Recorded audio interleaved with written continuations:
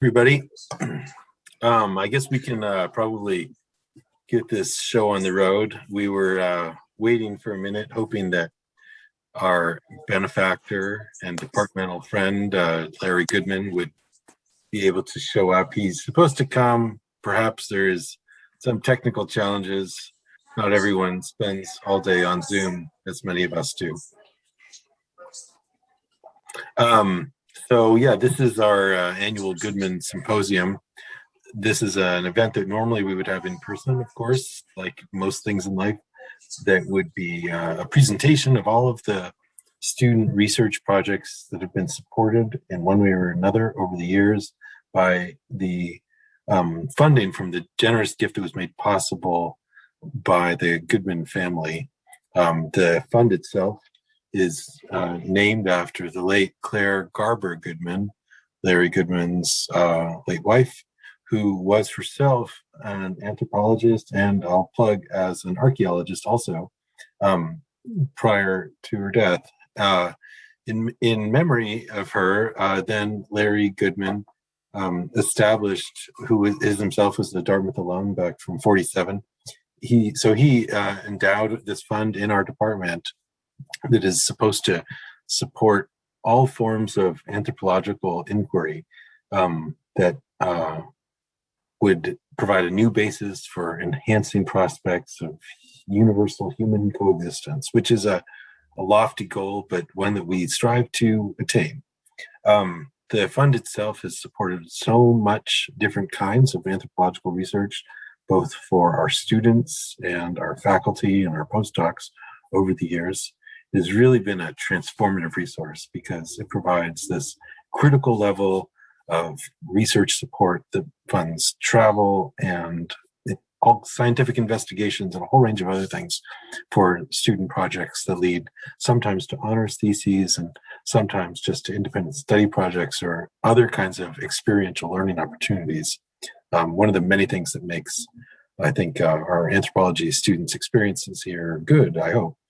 It also is a critical resource for the faculty and postdocs in the department who use it for seed funding to support new and innovative research projects in all of the very diverse fields that anthropology embraces today.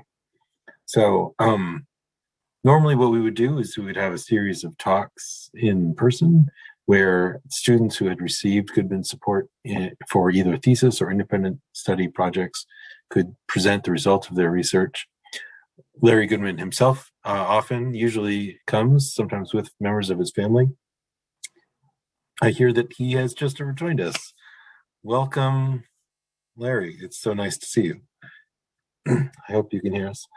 Your mute button is on, but we were just, I was just in the midst of giving a little bit of an intro spiel about the fund and what we're doing today. Normally, we would also follow up this symposium with a lovely dinner party where everyone could hang out in person, something that we unfortunately can't do right now, but hopefully we'll be able to again soon in the very near future. Larry, is there anything you'd like to say before we kick things off? Or if you'd like, we could save your comments for the end or sometime in the middle, time dependent, up to you. I think that here you have a mute button on. I'm gonna ask to unmute.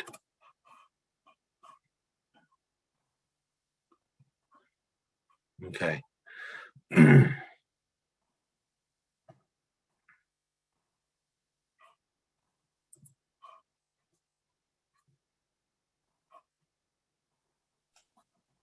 Can you hear me now? Yes, we certainly can. So good to see you. It's a pleasure to be here, and it's wonderful that you can have this symposium on Zoom. Better than nothing. Yeah, it's better than nothing. And you guys are fulfilling our dream. You're doing what we always wanted to see you do, and my thanks for that. So don't let me stand in the way of your proceeding. Okay, well, we look forward to hearing more from you if you'd like, and anyone else. We'll have plenty of time for a Q&A following the talks, as well as some wrap-up time at the end of this. Today we have 6 undergraduate student presentations. The first one, we're going to kick things off now with Yuan Dang, whose thesis project is entitled Being With, Place, Memory, Silence in Young Saigon. I've asked her advisor, Sienna Craig, to please give a little bit of an intro before we kick things off. Great, Jesse, thank you so much. Larry, it's wonderful to see you. I wish it could be in person, and it's great to see so many little checkerboards on the screen. It has been such a privilege and a pleasure to work with Wen over the course of the last year plus on this project. And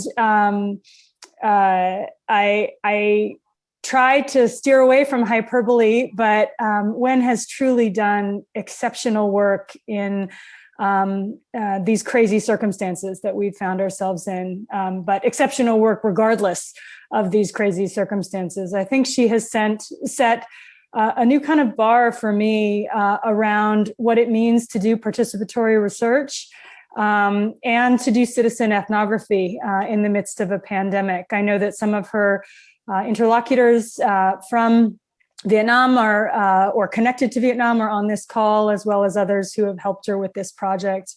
It is a beautifully written piece of work, and one that I think speaks to so many of the capacities and potentials of anthropology as a creative and a critical discipline at this point in our world. So without further ado, I would turn it over to Wen. Yeah, thank you for your kind words, Sienna. And before I dive in with the PowerPoint and everything, I just want to give thanks, especially to Mr. Goodman and the Goodman Fund for making the research possible. And of course to my friends, my family, and everyone else who has been with me every step of the way for the last 1.5 years or so. Yeah, and so I can screen share and we can just get started.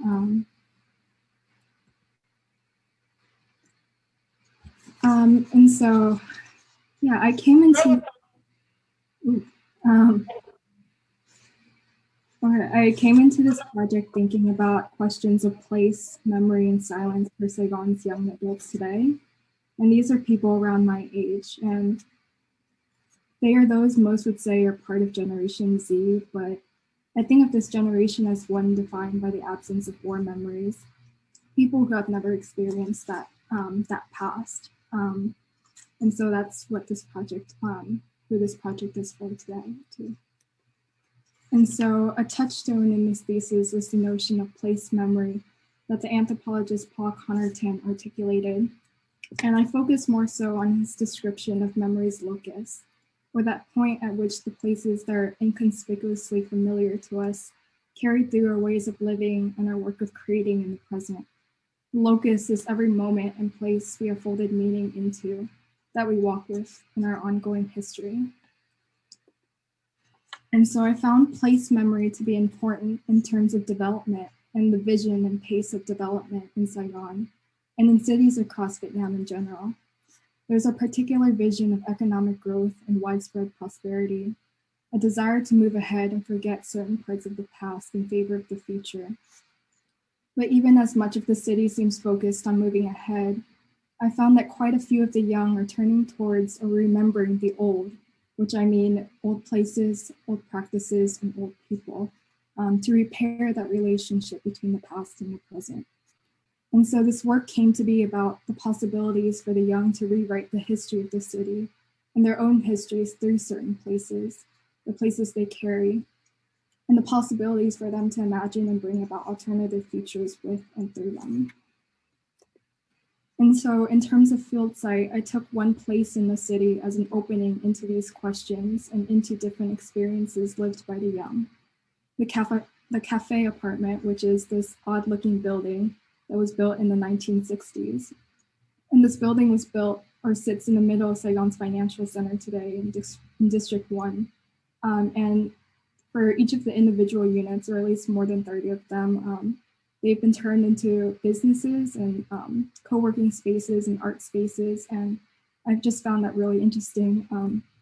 And I didn't stay focused on this one place throughout my thesis, but instead I grew it out into other places. And so I grew it out to the street it's on, Wenhua, and to the city itself as a whole. And so the readings that I do for my thesis today won't be so much about these places, so much as they'll be about what I gathered through them. But I was also thinking about these questions during a pandemic. And to continue with Saigon as my field site in a global lockdown, I realized that I needed to have a different approach to ethnography and a multi-form approach to methodology. I relied a lot on digital platforms. I connected with young Saigonese via Instagram, exchanged messages with them over Facebook and WhatsApp, talked with them over Zoom, emailed them. But an important part of this thesis became what I took to call vernacular observation. Here, I asked 5 young Saigonese to engage with the cafe apartment in Wenhua and encouraged them to create their own ethnographic practice. And so what makes a good ethnography then is based on what they believed was worth telling, the moments that were meaningful to them. And I threaded what they chose to share with me into my ethnography. And so they have as much a hand in this work as I do. And these are the photos of Jack's notes. Yeah, and he's in the crowd today as well. And they could sketch, they could draw, they could do anything they wanted with their field notes. And these were some beautiful sketches that were done by one of my interlocutors, Guan, who is also in this chat on one of his visits to the cafe apartment. And these are just gorgeous, and I had to share them. So this thesis also thanks with photographs provided by interlocutors and those shared on Instagram by the young Saigon. And the photographs in this work I use less for content and what we can see within them than for the fact that they are taken and that they're kept and shared with others. And I wanted to grow this work out even more. And so I folded into this ethnography some short and long fictions that were written by writers of Vietnamese descent. And so I would put the stories that interlocutors tell me in dialogue with the literary. And ultimately, this multi-form approach to methodology was a way for me to explore in more expansive terms what it means to live in Saigon today as a young person. And so I want to note this difference before I continue even to my readings between the modern and the old. Many refer to certain parts of Saigon as old and modern. Old buildings, old Saigon, old things. And I realized that throughout my work that old and modern were maybe not so much about time as it is about space. That to think about notions of old and new, we had to privilege space over time. Old was about looking at what is present and there, packed and layered within a space, rather than looking back. Those layers are important when it comes to being in Saigon, to living and finding meaning in the present as it is today. And so the rest of this presentation will be 3 readings from my thesis. And I chose these parts because they speak to the question of seeing, what we can see, what we can't, the silences and unknown within the things that we see. I chose parts that engage with the different ways I used and thought with observations and images in the thesis.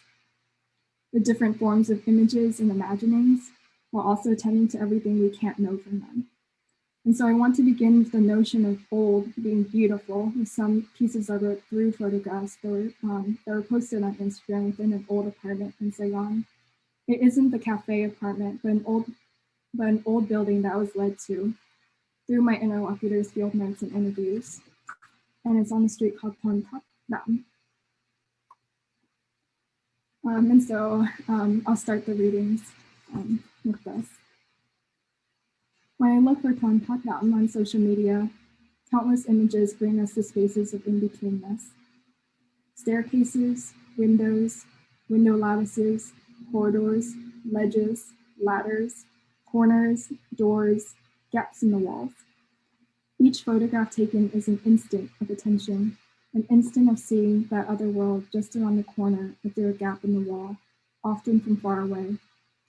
Each photograph is an attempt to bring beauty into being. make it palpable for others.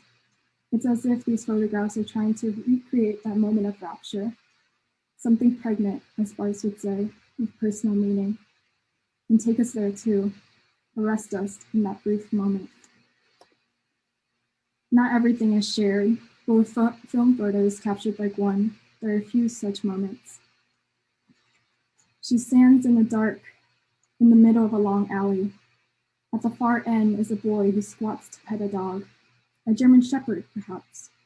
An older man walks towards the boy to ask what he is doing, or maybe he would have walked past. Maybe he wants to join. He passes by an altar on a stool. Behind the glass half full of coffee are yellow flowers, fresh. Laundry hung to dry. She sees 4 men gather on a narrow balcony for dinner. They don't appear to notice the 2 boys staring intently at each other on the exterior stairwell.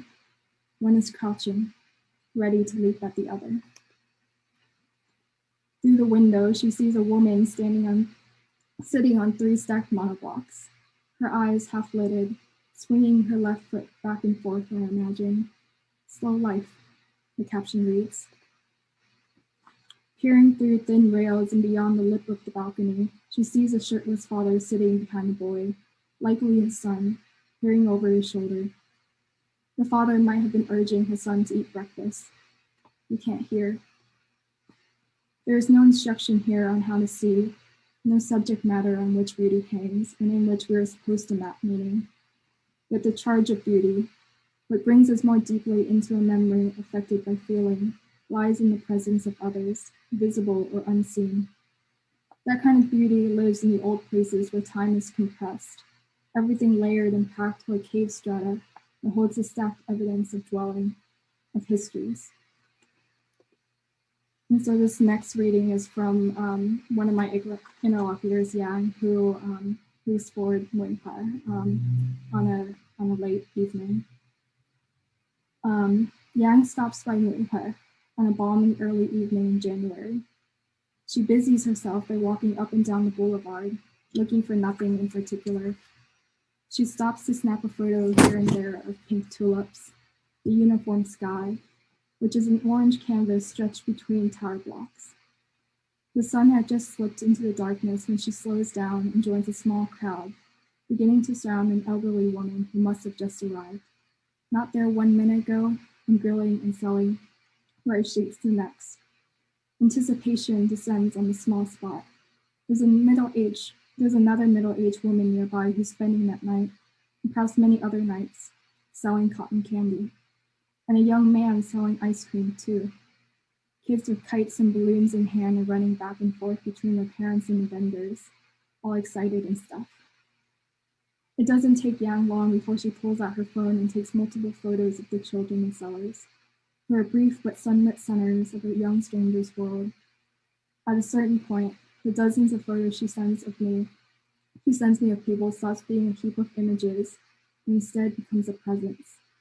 Everything becoming unremarkably familiar, quotidian, no need to look for something, to curate. Earlier I sent a note to her when she asked what I needed field notes of. What reminds you of the city, I said. This is her memory of Saigon, her past and present, the faces and lives that make its future. And this next piece is when Jack was wandering around Tantat Street, and he ran into this chair, and I found it fascinating. Yeah, that chair is funny. I send these words in a text to Jeff, studying an image he took of a chair that was not exactly hanging on the folding gate, but deliberately fixed in place. Daily life art, he replies. He reminds me of what Bit Ten Witten said. We need an art that enacts powerful memory. That art is ordinary in the city, daily. But to see art as part of identity, as what connects the visible world to the one rippling through it, is also a practice of translation. There's no explanation given for any of the dozens of photographs provided for me of the old, or for most on social media for that matter. They give no access to any one truth, only a meeting place. There's one silent caption in every image. See, look. The images might be random, or they might be chosen. What is presented may be of no particular value, but something about weeds sprouting from ruptures in the wall, a summer roll half eaten, a door streaked with black graffiti, a bleached hole in the wall revealing stairs faded with countless steps, a high-up old air conditioner that still functions, is precious. Each thing contains something of the owner. They wear the marks of those who have passed through. They filter what is known and render it strange, literally, perhaps, compelling us to ask, what am I looking at? Silence underlines art. Everyday art is made where imagination is continuously filling up all the gaps through which memory might pass, where the urge to know scrapes against the inability to know. The Saigon that parents and grandparents were alive to remember is dark and shadowy. And every hour, a good number of things from that city are forgotten by them, or sometimes better not remembered. But during that same hour, the young are moving about, surveying and photographing places like old apartments, or alleyways, or old markets that may seem to them at once new and familiar, places where memory and imagination arrive together. They note the faded corners and pencil in new lines. They transform the original matter into something other than the original itself, and that alters the past. It makes it other, but it also becomes a space where possibility exists again. The surface of the present is a closed door. There's a barrier, and at the same time, there's the way through.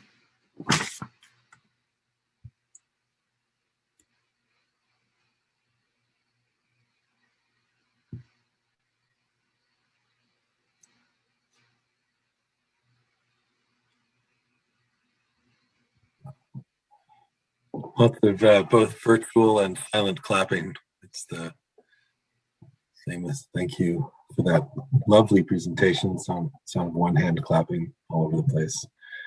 Why don't we open the floor now for questions or comments from anyone who would like. And I guess if you want to maybe raise your virtual hand or just start talking. I guess it's a big group, so.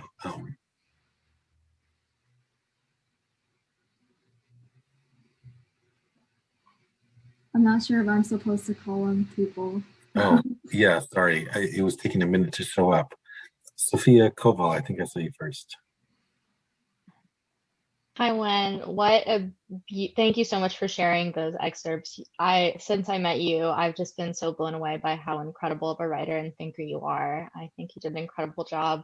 I know that you yourself do some photography, and I was really interested in you writing about these images. And I'm wondering if you could talk about how sort of your own experience doing photography maybe informed your descriptions and interpretations of these images. Yeah, that's part of, I think I said at the beginning that I wanted to use photographs not for content, not for any pictorial or any anything that you can see within them, because for me personally, that's not what photography is about. It's about keeping something and sharing it with others, and the memories that come from talking through those photographs or remembering through those photographs. And so photographs for me have always been a window. I think I wrote this too, they're windows without walls. They are, they open into these stories and they're constantly creating stories as well. And so for me, photography has always been about how do we remember through images and things like that. And so I use photography in that sense, where these images that I was using in the work itself wasn't about what was being taken. It was the fact that they're being shared with either me or with the public themselves, and what memories are these young people wanting to share with others, and what kind of city and what kind of place is being shared with others through these certain photographs.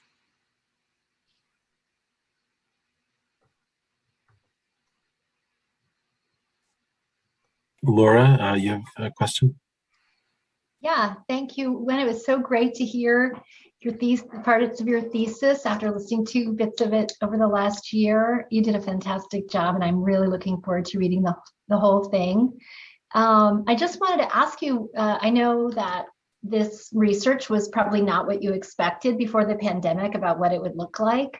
What did you learn from what surprised you about what you learned maybe from doing research the way you ended up doing it? I think what surprised me is just the kinds of relationships that you can build from just such a collaborative piece of work, and what kind of stories and what kind of imaginings that you can, like for me, the stories that were shared with me and the observations, they're not the entire thing. I got bullet points and I got a lot of gaps and silences and things like that. And what surprised me was how we can use those silences as a way to imagine into a world, a way to use it as an open door into a world that we don't know and we can't know. And there are always other people that know so much more than we do of a place, but we can always imagine. And through that imagining, there's that sense of unknowing in it, and that sense of a sense of uncertainty.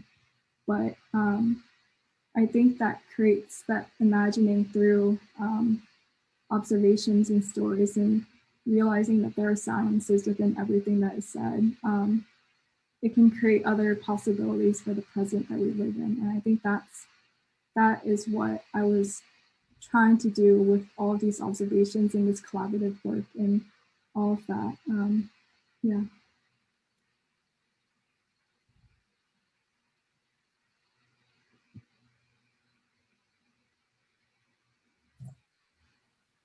Thanks so much. Are there any other questions or comments before we move on? Oh yeah, I have a question. I was wondering, in a lot of the imagery that you used, were the photos black and white intentional? They were, and I wrote a little bit about this, but it's for me, black and white, I think you always know that there's more there. There's always more color, and we wake up to a world in color. We know that there is color. For some people, that's not the case, but for many of us, we know that we wake up to a reality that's in color. And for me, black and white was about providing these images and with these places and with these stories with a sense of unknowing, that we don't know everything. We don't know if that one thing is red or blue or anything like that. And it's just to unsettle us a little bit whenever we look at these things, because it's a way for me to say we can't really know everything about this. And yeah, so that's what the black and white is for. All right, thank you.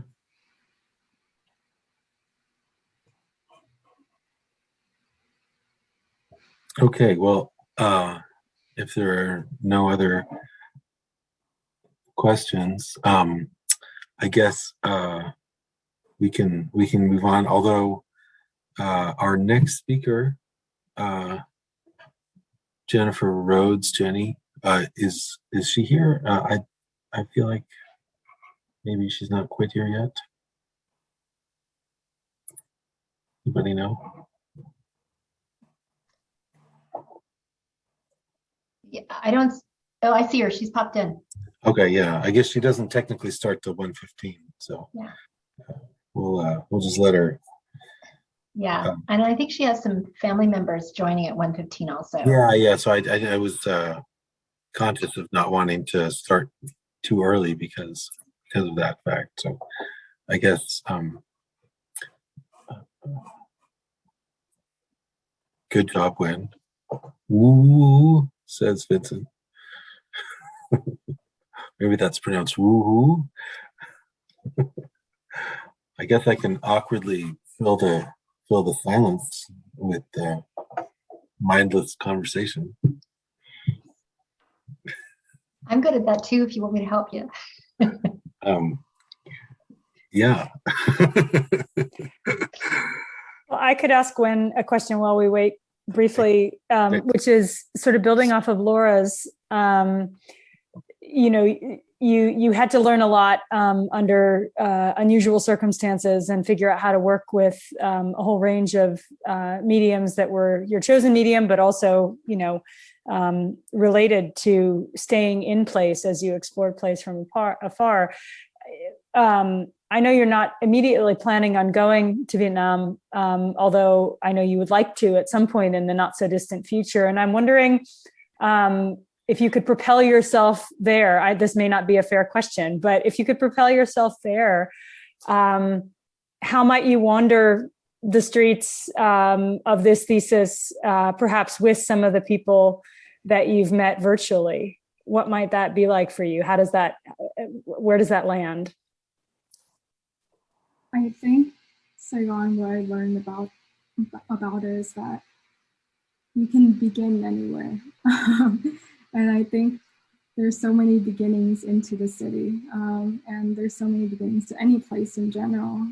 There's so many mysteries and sciences within every single place that we live in and that we move through. And I don't know. It's difficult just because I have a history of the city that is different from those of my interlocutors. I have more memories than I do experiences in the city, and that is where I'm at right now. And I would love to, I don't know, just begin anywhere. It can be in these old apartments, or it can just be, I have no clue because I don't know the city as well as they do. And I would probably just refer to them as my guide and as my my guide through the city. They probably know it more than I do. Yeah.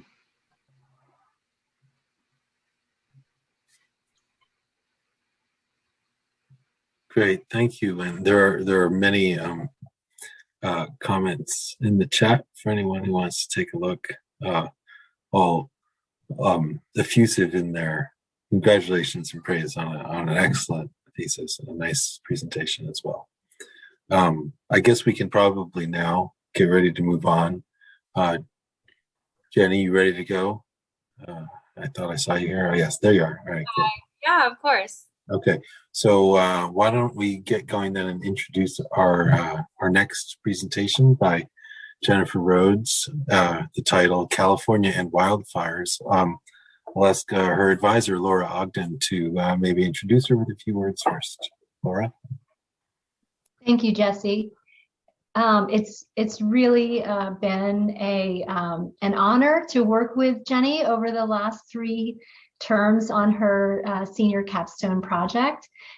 Jenny was in my senior seminar in the fall of this year, and she really proved herself to be a very strong writer, but also a student who's committed to using anthropology and what we know in anthropology to understand and address real world problems. And in this case, something that's close to my own heart in research, which is vulnerabilities to climate change. I was thinking about this moment for her today, and it just shocked me that I've been working so closely with her for the last 3 terms, and we've never met in real life. And what I want to say to her also is thank you, because you have been a great touchstone for me these last 3 terms during a strange time to be a professor and a mentor, but I've learned a lot from us doing it this way together. So thank you. Thank you. Thank you for that amazing introduction. Should I get started and share my screen? Yes. Great. Okay. Let me just center that. Okay, so my name is Jennifer Rhodes. I'm a 21 and I'm presenting on California and wildfires. specifically understanding climate migration out of California due to wildfires. And my key research question is, what are the motivations of Californians to stay or leave after their community has been impacted by wildfires? So, wildfires are considered one of the most serious and significant environmental impacts, especially in California, as climate change continues to grow worse. Over the past about 4 years, California has seen the largest and most destructive wildfires in history. So for my research, I focused on the 2017 to 2018 Thomas Fire, which burned through Southern California's Ventura County and Santa Barbara County, my home. So this image here, you can see just how expansive this wildfire was across the two counties. It burned 282,000 acres. It destroyed thousands of homes and structures and killed 2 people. And not only did it lead to this ecosystem destruction and the residential destruction, but it catalyzed the Santa Barbara mudslides, which killed 23 people. And at the time, this was considered the worst wildfire in California history, but that's been usurped many times over since then. So with all this discussion around climate change, we hear a lot about climate migration. So with wildfires causing such destruction to these communities, I wanted to explore why residents might feel compelled to stay, or how they may approach leaving the community or state altogether. So in anthropological literature, there's been a lot of research on climate change and disaster.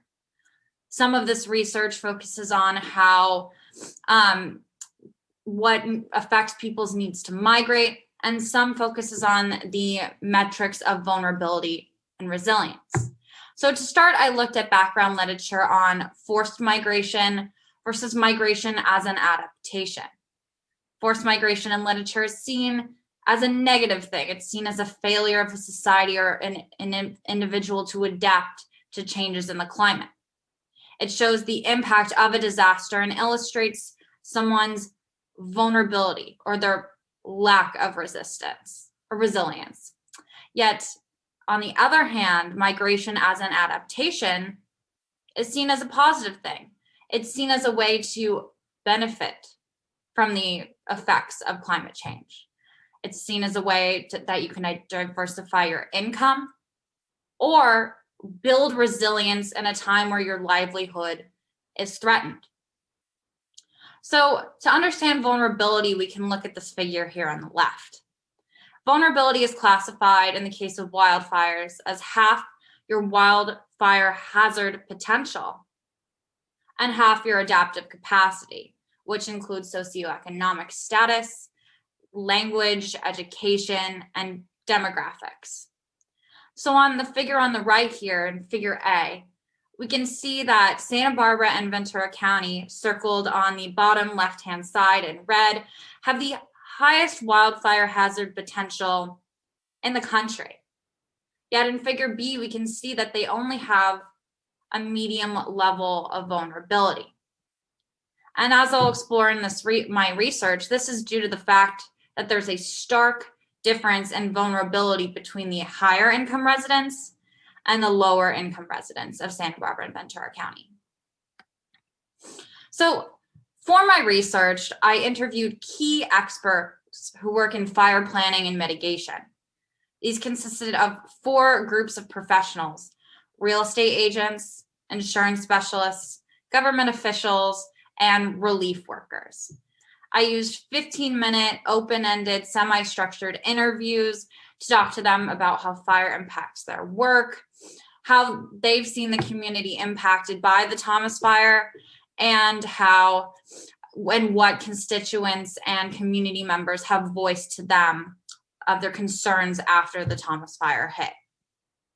So because this was exploratory research over Zoom, it didn't feel like the appropriate setting to interview residents who had been directly impacted. So I started first with these professionals to gain a sense of how exactly this community has been impacted. So my main finding is that people are not leaving. Despite what these headlines here and headlines have been saying in the news for years now, people in Santa Barbara and Ventura County, especially those impacted by the Thomas Fire, are not leaving. Yet the reasons differ significantly between the higher income and the lower income residents of these two counties. The higher income residents don't have the motivation to leave because they have the means to stay. On the other hand, the lower income residents don't have the adaptive capacity to get up and leave. So let's talk about these higher income residents and why exactly they don't want to leave. High income residents of Santa Barbara and Ventura live in the highest fire risk areas in the cities, the Montecito foothills, the Riviera foothills, and the foothills. Yet they have the highest adaptive capacity based on their income levels, with a median average yearly income level of $159,000, a diverse economic base, and high education levels. See, this provides them with individual flexibility after a disaster. So in the case of the Thomas Fire, when their homes are destroyed, they could rebuild in the same high fire prone areas. They built further and further into the hills, or they bought new houses in the same area. As multiple real estate agents I talked to noted, there's about a 6-month to 1-year cycle of home buying after a fire.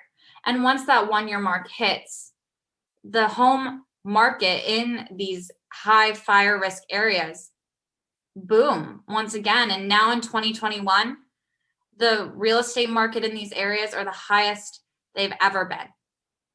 Despite the fact that insurance after the Thomas Fire for these houses increased from $1 million to $10 million on average, these high-income residents have the means, they have the adaptive capacity and resilience to stay and risk destruction on their houses year after year after year. So the high-income residents' decision to stay within their community in these high-risk fire zones and build further and further into the zones affects the whole community, whether they know it or not. So to understand this, we have to look at the Wildland Urban Index. This index is classified as the transition between the unoccupied land and the human development, or the residential area. So in the case of Santa Barbara and Ventura, we can see this index in these two maps here. The top map, it's illustrated in this green line, dividing the residential area with the unoccupied land. And then in the bottom image, we can see that same division with the Thomas Fire perimeter. And through these two maps, it's clear that even back in 2017, residents had begun to encroach upon this index. And they've only expanded further and further throughout the years. And now, when residents build into this unoccupied land, when a fire like the Thomas Fire hits, these structures exacerbate the severity of the fire, and the fire grows exponentially more than it would have if there were no homes there to burn in the first place. And while the councilwoman I talked to noted that they are trying to create restrictions for building into this index, an insurance specialist I talked to noted that these residents don't care to make the proper precautions when building into this area. They love their privacy, so they don't want to give up their highly flammable oak trees and other highly flammable landscaping.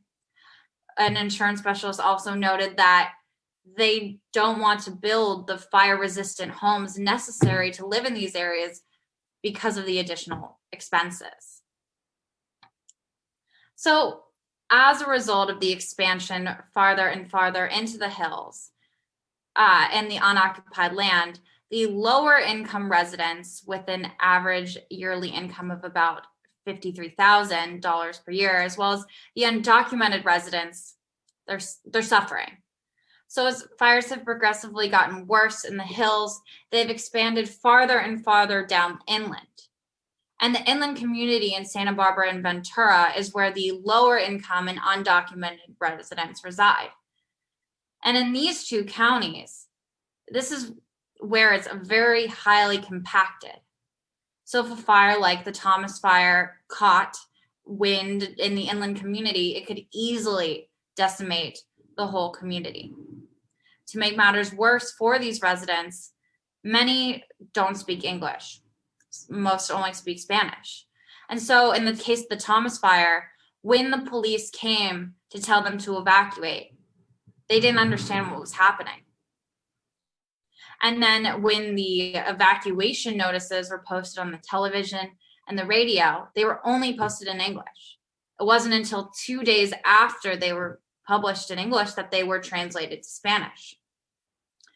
So when the homes of these low-income residents are destroyed, like in the Thomas Fire, they often can't afford to rebuild, they can't afford insurance, and they can't afford the rental prices that skyrocket after a disaster like the Thomas Fire. So the first step of many is to seek help at shelters. Yet the relief organization leaders that I spoke to noted how there's a language barrier.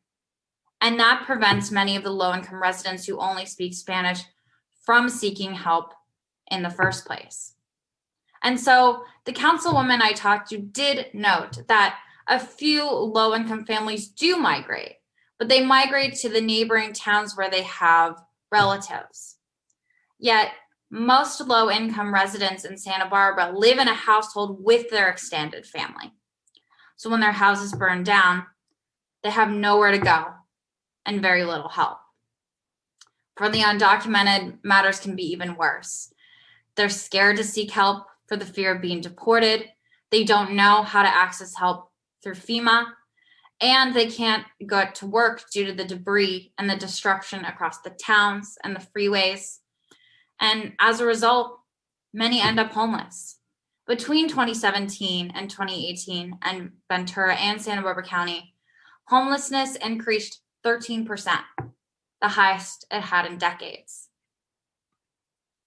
So what can be done policy-wise to mitigate the impacts of wildfires on the community like Santa Barbara and Ventura? So I believe a three-prong approach is needed. First, there needs to be stricter building regulations when building in the hills. There needs to be a strict border between the unoccupied land and the residential area that residents can't exceed. There also needs to be the implementation of fire-resistant homes, and there needs to be better management of the highly flammable landscape. Next, there needs to be affordable housing. There's a housing shortage in Santa Barbara and Ventura, especially affordable housing. And the lack of affordable housing is a huge reason why low-income residents struggle to recover after the impacts of fires and struggle to buy a house in general. So I believe with every new housing development in Santa Barbara and Ventura County, there needs to be about 15 to 20% affordable housing built. And finally, there needs to be better post-disaster recovery assistance. First, the language barrier needs to be closed. That way, residents who only speak Spanish can understand when to evacuate, they can receive food and shelter after being impacted, and they can understand how to gain financial assistance. Speaking of that, relief organizations need to provide more grants to the low-income and undocumented residents who don't know how or can't seek assistance through FEMA. And finally, many council members and relief worker leaders that I spoke to noted that one of the most significant impacts of the Thomas Fire was mental health. And that impacted everyone in the community, no matter if they were high or low income. But the higher income residents are able to seek assistance for their trauma and their PTSD, while the lower income residents may not be able to. So I believe that whether it's the relief organizations or through government action, there needs to be better mental health resources for low income residents impacted by fires. See, wildfires are the most significant environmental problem Californians face. this past week in Santa Barbara, there was a fire in the inland community. And while it was put out before there was any major damage, over the past decades, fires in California have grown more prevalent. They've grown from every 5 years to every year to multiple times a year. And they're only getting worse. I believe this three-prong approach is essential in aiding the most vulnerable in our community, the low-income and undocumented residents, but also everyone in the Santa Barbara and Ventura County community. So I'd like to thank the Anthropology Department. I'd like to thank my research advisor, Professor Laura Ogden, and I'd like to thank all of you for coming. So, questions?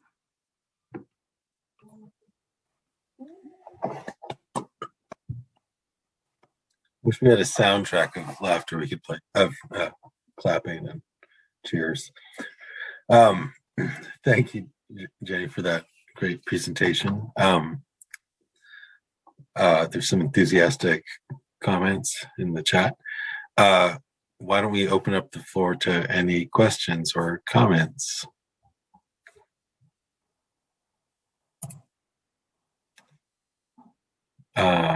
Mary Joy. Hi, Jenny. Thank you so much for an awesome presentation. This is really fantastic. I was curious. So you talk about in your three-prong approach about increasing, like having 15 to 20%, I believe, of affordable housing. Did you have like a cap in mind, or like a general idea of what affordable housing price-wise would look like? Does it depend on like the part of Santa Barbara or the part of Ventura County, or is there just like a general number? Price cap wise, I think it does depend on the region of Santa Barbara. I think they should be focused more on the east side where the low income residents need the affordable housing. And as for the 15 to 20%, when I spoke to council members, they indicated to me that their goal was around 15% affordable housing. And I wanted to push that envelope. And since I think affordable housing is the largest issue that California as a whole faces currently, as we've seen, California is having people migrate in, not out. And so affordable housing needs to increase, not only in Santa Barbara and Ventura, but everywhere in California.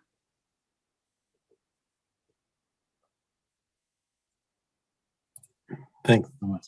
Maren, Can I make a comment? Thanks. Oh. Go ahead. Larry, you want to go ahead? Yeah, I just want to display the front page of the New York Times today.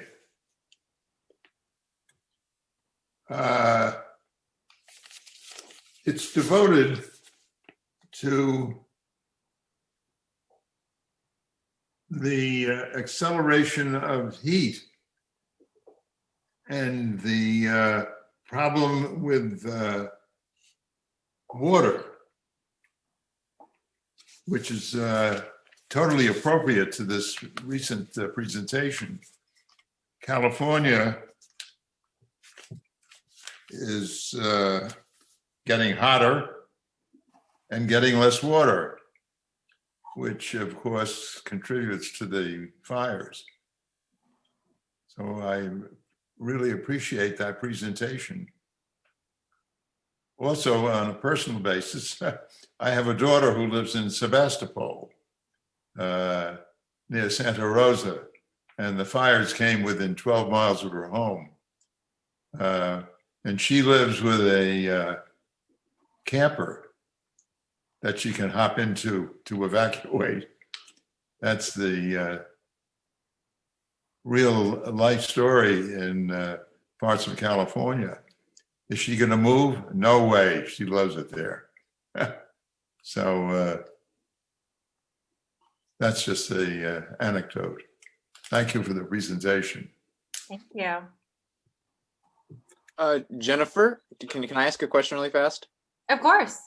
So I must have missed it if you had talked about the, so please forgive me. Do you think there would be an effect on well depth? So I saw an article in Science the other day where they're talking about how wells are actually getting shorter because the water table is going down with sort of irregular climates, do you think the effect of the ability to access groundwater is going to start influencing the ability to build houses in certain areas in California?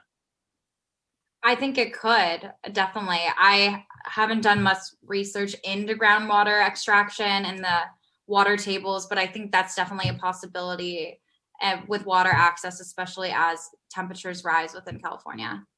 Yeah, they were talking about these, there's these feral horses that live in the desert and they dig wells in the ground, and that actually helps increase well water, but they've actually been showing that even with that, the wells are actually getting smaller, which is kind of interesting.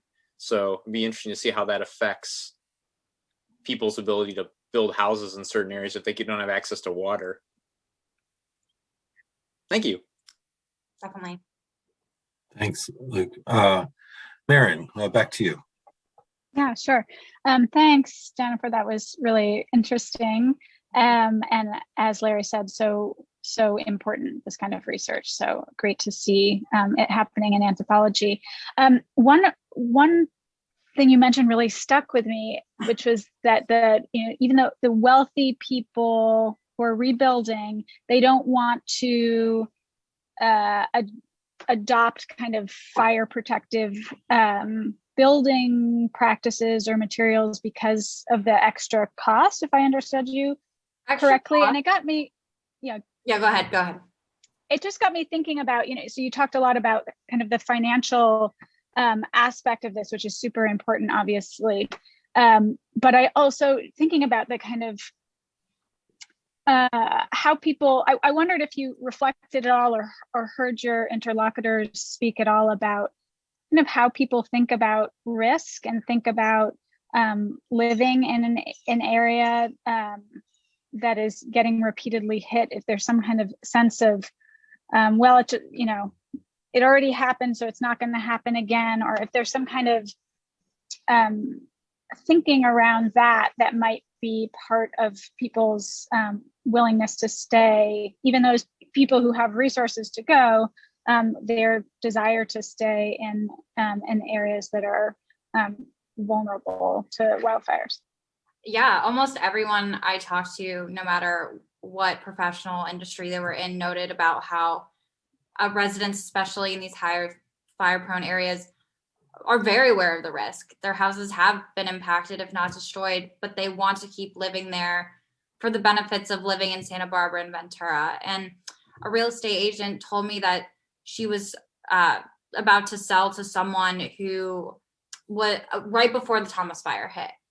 And then that woman went through with her purchase after the Thomas Fire because she said that the Santa Barbara community was resilient, and that drew her in to live in the community even more, the community morale and bond and rallying around it. And so I think that people want to risk it for the beauty of California and because of the tight-knit, resilient community.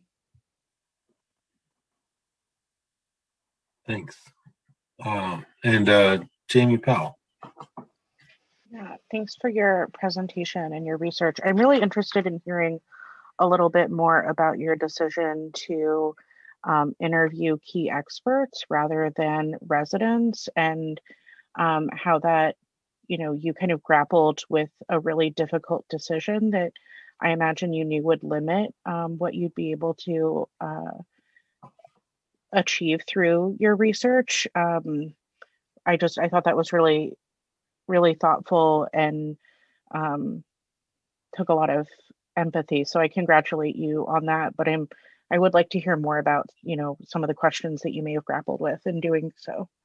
Yeah, of course I would have loved to talk to residents, but as someone who actually was in Santa Barbara during the Thomas Fire and who spent week 1 of my winter term here on campus while my family was being impacted by the mudslides, I knew how sensitive of a topic this was and knew that Zoom was not the right atmosphere to do that, and felt like these 4 key professional areas, the real estate agents, the insurance specialists, the government officials, and the relief workers, could in a way encompass everything that I hoped to gain from talking to residents.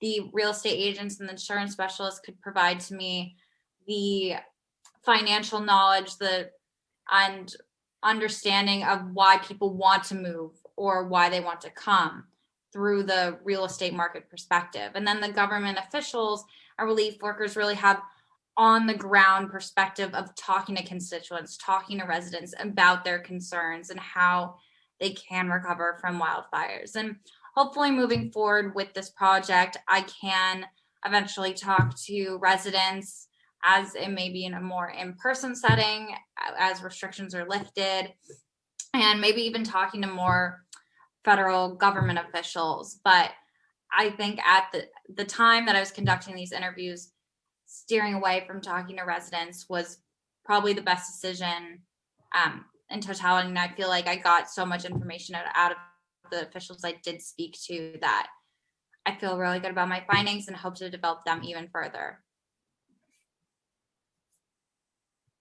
Great. Sienna? Thanks so much, Jenny. As a fellow Santa Barbarian, that's where I was born and raised, I really appreciated this presentation for lots of reasons and had lots of questions too. But just to throw a couple into the mix, I mean, one is sort of in talking to the officials, so in talking to politicians of different sorts and policymakers, what was your sort of end sensibility about the capacity for Santa Barbara as a city and county government to push back against the very, very wealthy and their desire to basically not comply with some of the things that you are suggesting and that they were suggesting. And I wonder that, again, given the way that tax works in, property taxes work in California.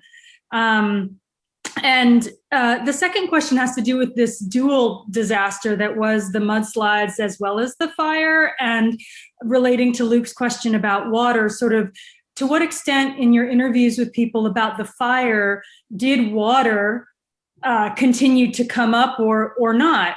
Because I see these two things as totally linked at lots of levels, not only the well question, but also, the relationship, for instance, between fire and water in what produced those mudslides, right? And drought and the kind of rain that can come at certain points in California. Yeah, thank you for both questions. So as for the first one, the government officials I did speak to did definitely note the, I guess, conflict of interest between the government and the restrictions that they want to implement within these high fire risk zones and the residents' desire to build and their build for price or aesthetic quality. I think aesthetic quality up there is really important, and their wooden houses is the ideal motif to have, and that's obviously extremely fire prone. So I think that the government, especially the council members I talked to, are definitely pushing for more restrictions and are receiving feedback. But from what they said, they are optimistic that some restrictions that they are trying to implement will be implemented soon.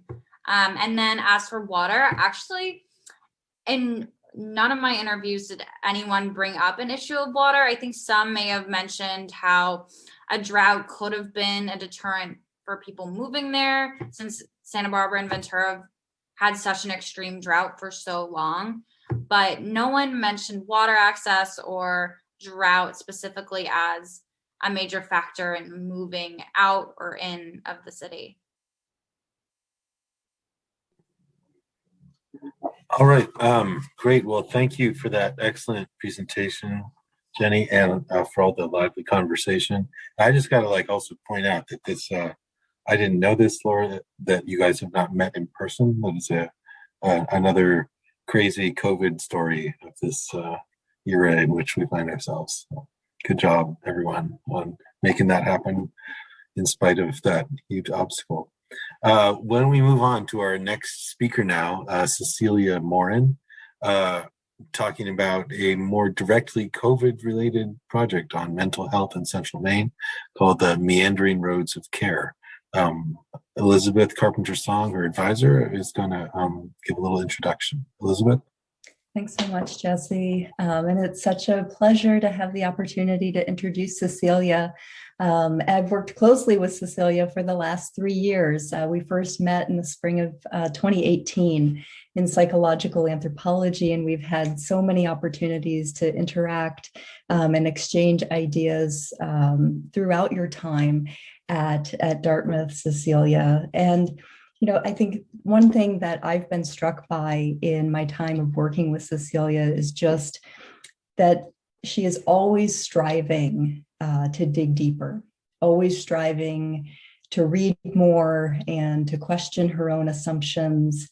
And I think that over the past years, we've all been learning to work in different ways and to navigate through these digital spaces of ethnography. I have been so struck by the depth of Cecilia's ethnographic engagements in rural Maine and the ways in which she's been able to attune to and learn to see familiar settings with fresh eyes. And her thesis really delves into the intertwining of these rural landscapes and approaches to mental health care. And I just wanted to note that I'm so proud of Cecilia, who will be starting at the Notre Dame Law School in the fall on a full scholarship, where she is going to continue her work and plant the seeds of a career in advocacy. It's been a great joy to co-advise Cecilia over the past year with Professor Chelsea Kivland. And Chelsea, do you want to say a brief word as well? Sure. I'd love to make a few comments. It's just been a real pleasure to get to know Cecilia through the coursework that she's taken with me, and then especially over the course of writing this thesis, which, I know wasn't, I think like many of the projects that are underway today, wasn't exactly where she had, when she started to think about what she wanted to write a thesis about. This wasn't where she started. But I think as, it's come together, and I hope you feel the same way, Cecilia, that it's really bridged, I think, your original ideas about, thinking about social inequality and the ways in which people can come together to make sense of and improve their lives. And, you're originally thinking about working in the Caribbean setting, but bringing that to bear, within a community in Maine, I think it's just been really inspirational to me as, as someone who's dedicated to this field, to see how connected we all are and the ways in which we can bring our questions to bear on different populations. And yeah, it's just been really a great honor to work with you. And I look forward to hearing this presentation as well as to seeing where this work goes. And I know, excuse me, I know that you'll continue to bring the level of concern and detail and compassion to all that you do. So thank you.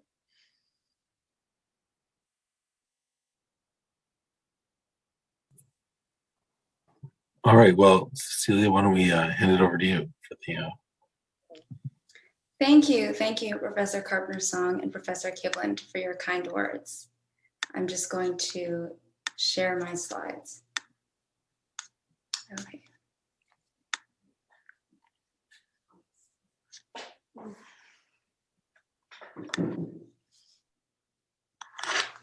Okay.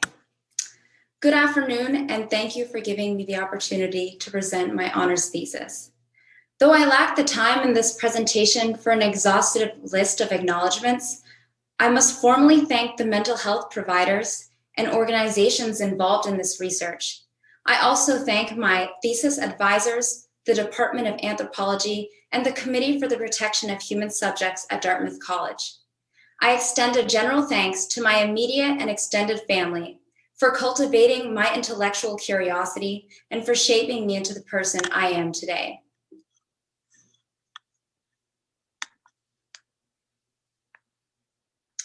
My research studies the lived experiences of community mental health providers caring for clients in Central Maine during the COVID-19 pandemic. My family's history of seeking mental health services for my sibling and my positionality as a Mainer informed my research question and analysis. The community mental health providers with whom I work primarily serve low-income populations and/or people with serious mental illness, which the Substance Abuse and Mental Health Services Administration designates as diagnoses such as bipolar disorder, major depression, and schizophrenia. The literature on community mental health, recovery, rural mental health care, and care provide critical frames for my research with providers in Central Maine. According to the National Council for Behavioral Health, community mental health refers to the milieu of mental health care that followed deinstitutionalization in the United States. Paul Broadwin writes that the 1970s shed light upon the dearth of financial and infrastructural support to provide care through community mental health. Broadwin outlines how the community support program emerged in the post-deinstitutionalization era, leading to several community health models, such as assertive community treatment. Central Maine is a region that features multiple levels of rurality, interspersed industrial mills, logging trucks weaving around meandering roads, and small downtown areas. The US Census Bureau reports that 16,558 people reside in Waterville, approximately 21% of whom live in poverty. According to the US Census Bureau, Skowhegan has about 8,000 residents and a poverty rate of 18.9%. I describe these locations because I spent the pandemic driving back and forth on the rural roads and rolling hills that run between Waterville and Skowhegan. After the Committee for the Protection of Human Subjects at Dartmouth College approved my study application in late June 2020, I reached out to 2 organizations that deliver mental health services in Central Maine. I utilize pseudonyms for organizations and for individuals. I call these 2 organizations East Woods Counseling and Soaring Forests.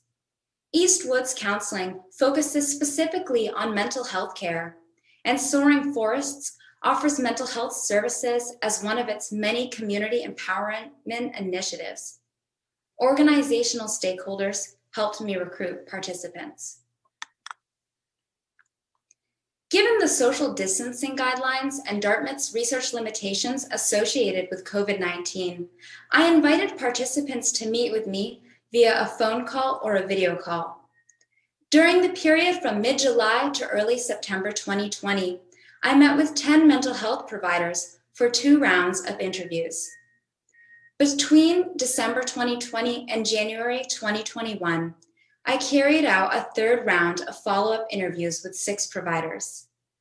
I used the same semi-structured interview guide across all participants for the first interview, and then I wrote a new set of questions for each provider's second interview, applying a form of Robert Levy and Douglas Holland called person-centered interviewing. Following Robert Emerson, Rachel Fretz, and Linda Shaw, I wrote short annotations on the interview guides during the conversations, which I augmented in my final field notes. Interviews ranged from approximately 30 minutes to slightly over an hour. All participants provided verbal consent to participate. Utilizing methods advanced by Virginia Braun and Victoria Clark, Kathy Sharmaz, and Deborah Paget, I transcribed interviews, qualitatively coded transcripts using Atlas TI-9 Mac, and wrote memos as part of analyzing themes in the data. In the first chapter of my thesis, I explore how mental health providers in Central Maine deliver care to clients facing multifaceted isolation inherent in the varying degrees of rurality in the region. I argue that rurality and isolation inform how providers envision their professional orientation toward caring for clients. Providers suggest that the public health protocols of social distancing and remote care constitute a form of solitude introduced or sustained through the geographical, social, and medical isolation present before the pandemic. lack of access to dependable transportation emerges as the primary obstacle for clients living in central Maine.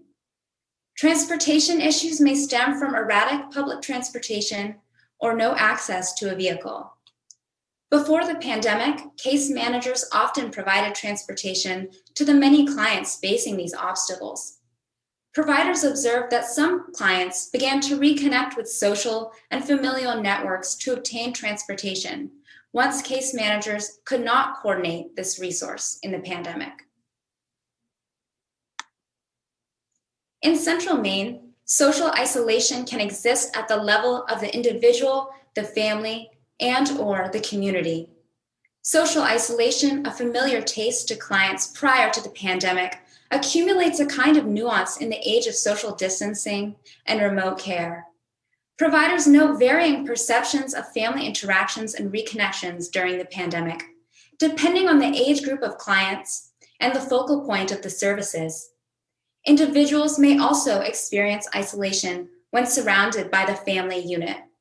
One provider, Nora, says that people may hesitate to seek mental health services because of the perceived risk of personal stories entering the broader community. Though often named as a monolith, the community floats across narratives as a complex collective with many roles and orientations toward populations with mental illness. On one hand, providers such as Nora and Josephine note the social isolation that clients may experience as a result of living with a mental health diagnosis. On the other hand, providers describe community resources that helped clients during spring 2020.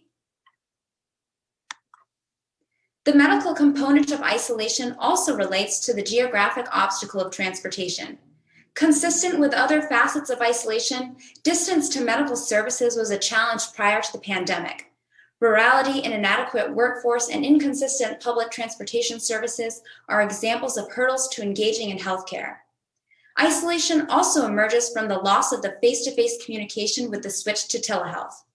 With limited transportation in a rural area, people lack access to social outlets and healthcare.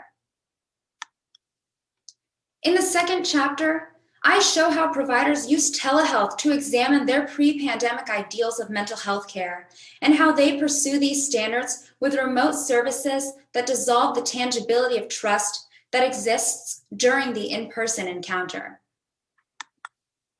Telehealth includes phone and video calls with a precise format dependent upon a provider's given role and services. Providers note an immense intangibility inherent in telehealth in which they struggle to discern the emotional statuses of clients over the remote care platforms. By intangibility, I refer to how providers repeatedly explain that only an in-person encounter can engage the people who are most at risk of mental health distress or who lack the technological capacities to participate in telehealth in a manner that encourages healing. A sense of loss through delivering care via telehealth surfaces across narratives. Telehealth obscures or prevents providers from analyzing nonverbal communication, a skill and attunement that characterizes mental health professions.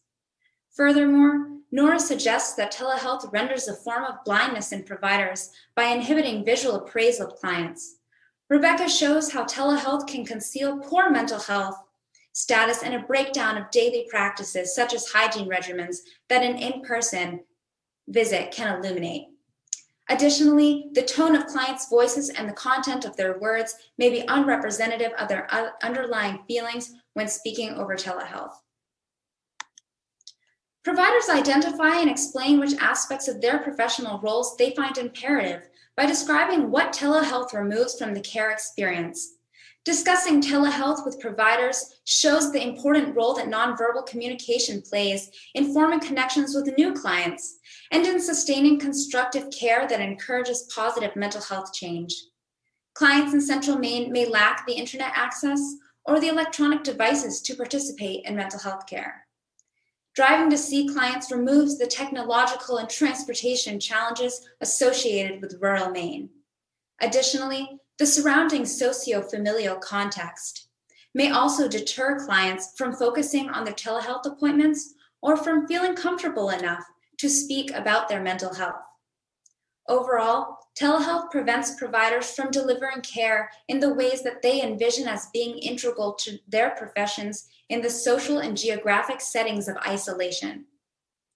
Clients in rural Maine may lack the concentrated time, social space, emotional status, technology, or internet access required for full participation in a telehealth interaction.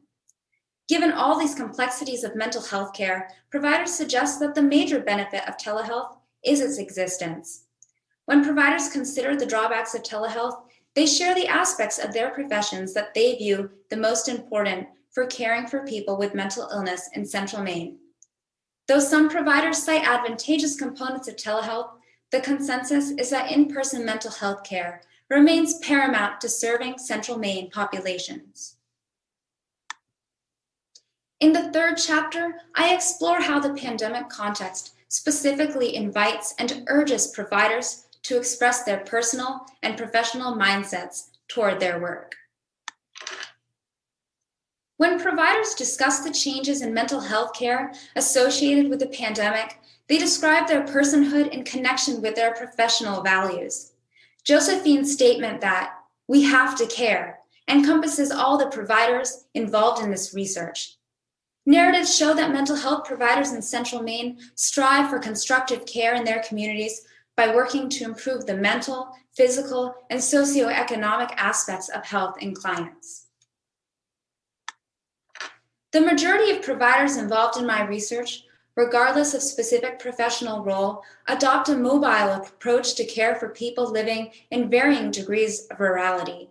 Care occurs across multiple geographic and institutional settings that range from emergency room departments to clients' homes. In the pandemic context, many providers and clients embrace the outdoors as another location of care to interact with each other while following public health guidelines. For providers who travel as part of their care delivery, their mobility may involve meeting clients in their homes or driving to appointments with them. Case managers and care coordinators tailor the search for services to individual clients. Narratives suggest that providers aim to deliver a kind of care that runs contrary to clients' histories with what they call the system. Providers explicitly or implicitly allude to their intention to build relationships that prioritize client dignity. They impress the importance of situating clients within the spectrum of their lives to deliver services that account for what came before their interactions and what they wish to transpire during and after this contemporary care relationship. All providers work to gain insight into a client's narrative. Tattered lines of trust in clients' lives weave throughout providers' stories of trying to display their own transparency and benevolent intentions in these more contemporary exchanges. Contextualizing clients in relation to their evolving life conditions encourages providers to identify silver linings. By maintaining attentiveness to the legacies of severed trust, providers recognize every inkling of client agency that emerges despite these scars. The inability to interact with clients in person during situations of telehealth and social distancing recommendations influences how providers define themselves given their investment in their work to further the lives of people with mental illness. Disorientation appears throughout the narratives with the onset of the pandemic and the immediate adoption of telehealth. Narratives highlight the desire to see clients for both the observational part of the profession and for the inner drive to serve as a compassionate resource for a person living with a myriad of concerns. Providers show that the pandemic tears into the very essence of the kinds of services they delivered prior to social distancing and remote care. Overall, providers in Central Maine embody a powerful altruistic disposition. The fourth chapter focuses on delineating how providers depict personal experiences with and observations of clients coping with new forms of mental health care in the COVID-19 milieu. I turn to psychological anthropologist Janice Jenkins' theorization of extraordinary conditions for considering how providers exhibit daily tenacity and endure the hardship of navigating working in low-resource contexts in the pandemic. Jenkins conceptualizes extraordinary conditions as lived experiences of mental illness and/or harrowing socio-political contexts. Furthermore, Jenkins argues that people with ordinary and extraordinary circumstances exist on the same continua, albeit at different locations within the overarching realm of humanity. I identify parallel strands of Jenkins' continua in my research, including conceptualizations of normal and crazy in relation to pre-pandemic and pandemic times, the range of mental health distress associated with pre-existing, emerging, and exacerbated conditions and spaces of isolation, and the spectrum of health between individual mental health and collective public health, as well as a spectrum of client opinions on the pandemic. Amidst the continuously changing care circumstances, I heard providers condemn pejorative words for mental illness, and I noticed their careful selection of terminology. For example, after using the term craziness, Claire quickly clarifies that she does not mean crazy in the derogatory sense in saying, not that it's crazy. Rather, Claire's use of craziness and crazy refers to the difficult time shared across the world.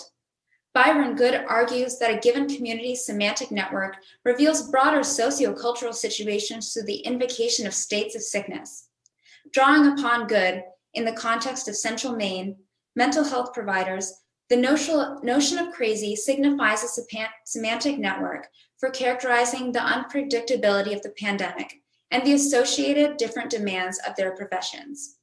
Claire conflates crazy with hard, and Rose links pretty busy to pretty crazy when describing delivering care in the global health crisis. Providers describe the early 2020 springtime institution of telehealth as an untethering of the normal. In the context of intersecting fields of health, mental health providers describe a disconnect between public health protocols and mental health care aims when working in the midst of rural isolation. Donning a mask, isolating oneself, and telehealth are examples of recommended public health procedures that can pose hardships to clients depending on their specific social and medical histories. Masks surface as a major point of conflict for clients, given their physical conditions or mental health statuses. The discussion about clients' ability to tolerate masks is an example of how providers show that public health and mental health sometimes do not align for people living with mental illness in Central Maine. The general consensus among providers is that no single observation encapsulates client experiences of the pandemic.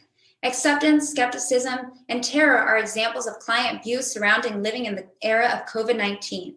Clients involved in mental health care during the pandemic demonstrate the capacity to weather what Jenkins calls extraordinary conditions present in existing mental health diagnoses, combined with the immense change of the global health crisis. Though the pandemic upended my ability to engage in in-person fieldwork, I learned how to think creatively about my role as an ethnographer in the era of social distancing. My research differs from the dominant narrative by reflecting the lesser-known stories of providers whose sense of caring extends beyond the profession and into the soul to propel them in their work, resonating with research by Professor Elizabeth Carpenter-Song and William Torrey. I purport that providers involved in my research differ from previous accounts of domineering professional relationships, observed by scholars such as Paul Brodwin and Sue Estroff. Furthermore, I argue that providers embody the mindset of accompaniment, shared across community health workers and partners in health. The pandemic limited my engagement with providers to conversations via phone and video calls. A primary limitation of my approach arises from my reliance on provider narratives to gain insight into clients' lives and to understand the culture of mental health care in Central Maine. Paul Brodwin, as well as Patricia Deegan and Robert Drake, argue that paternalism can occur in mental health spaces, a phenomenon on which I cannot comment given the lack of client voices in my research. Future anthropological research in Central Maine could explore the lived experiences of clients, examine stigma surrounding mental illness, and work with psychiatric providers. In conclusion, I demonstrate how the physical geography of Central Maine informs, shapes, and symbolizes how mental health providers deliver care. Jenkins says, perhaps paramount among fundamental human processes is the existential process of struggle. Recognition of struggle goes beyond the useful and increasingly prominent notion of individual resilience in the face of affliction. Central Maine clients and providers embody what Jenkins calls the human capacity for struggle in mental health services and in recovery through care networks that traverse fluctuating landscapes, weather, and COVID-19 protocols. I feel endless gratitude for the ability to work with providers and organizations in my community. I will carry the stories of mental health care in Central Maine with me now and forever. Here are my references for each slide. Here are my references for the presentation.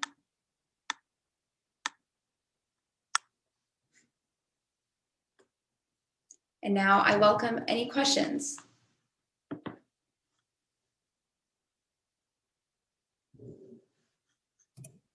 Thanks so much, Cecilia. I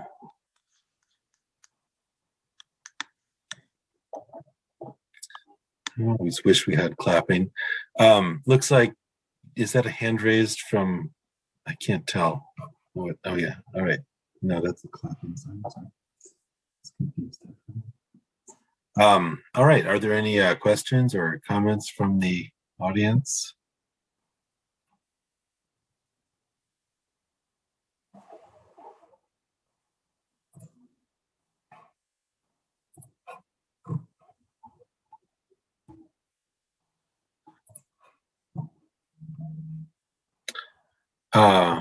Maria Smith-Lopez.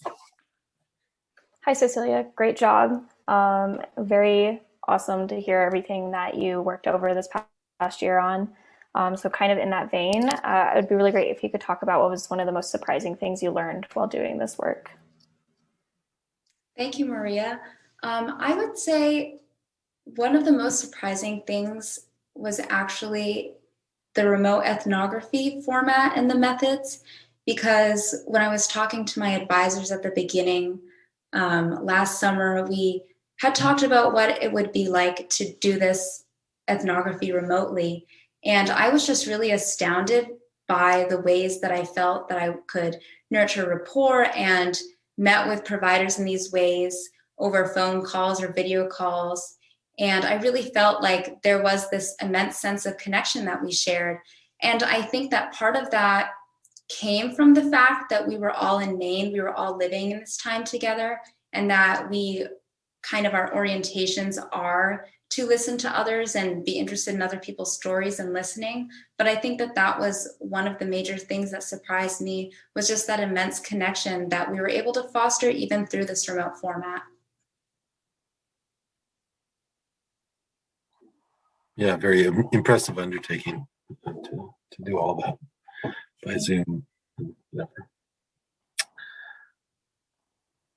Well, excellent job. If there's no more questions, then I guess we can move on to our next speaker, Sydney Nguyen, whose paper is titled Dancing for Us, an investigation on bird dancing and its effect on conceptualizations in identity and gender.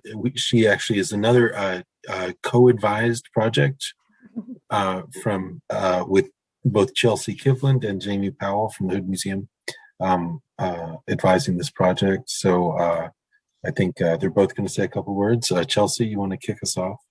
Sure, I'd love to. It's just such a great honor to listen to all of your presentations. But certainly, I want to again thank Cecilia for your work. And moving on to Sydney, what an honor to work with Sydney on this project. I think it was extremely interesting for me to see the ways in which you were able to think about, not even in your title, but to think about your identity as Kumoyai, and how that has really developed through, and also I think offered you an avenue for critique through the medium of dance. So both, it's been really interesting to see you follow the ways in which choreographed dance has both connected you to this identity, but also to allow you to have, when I say critical, I don't mean necessarily negative, but what I mean is a kind of intellectual engagement with what it means to be Kumeyaay. So this project has interested me on many levels, and I just wanted to share a couple of those. So I think one of the things that drew me to this project originally is my own background as a dancer. And I was just really struck by the ways in which you were interested in using dance as a medium and a venue for analysis. So the way in which you really show in this that the body and the body's ability to move with others and to the body's ability to be with others is one way in which we can create connection with each other through difference and through difficult times. So that just has really inspired me as a reader of this project and someone who also likes to think about the ways in which dance brings us together. It certainly has interested me as an anthropologist, as an ethnographer, and really just to focus on the tools of ethnography are tools of interviewing and observing, listening with all of our senses. And I know that this has been a difficult time to do this, right? Because of COVID-19 and the conditions under which we've had to do ethnography. But it's really just struck me that, we can use these fundamentals of communication over, venues like Zoom, but to continue to create that connection and the ways in which that anthropological form of knowledge of an empathetic, right, engagement and an empathetic knowledge is really the basis of our theory, and that has really inspired me just to see the way that you've been able to continue to do this kind of work under the challenging conditions that we're facing. I also wanted to,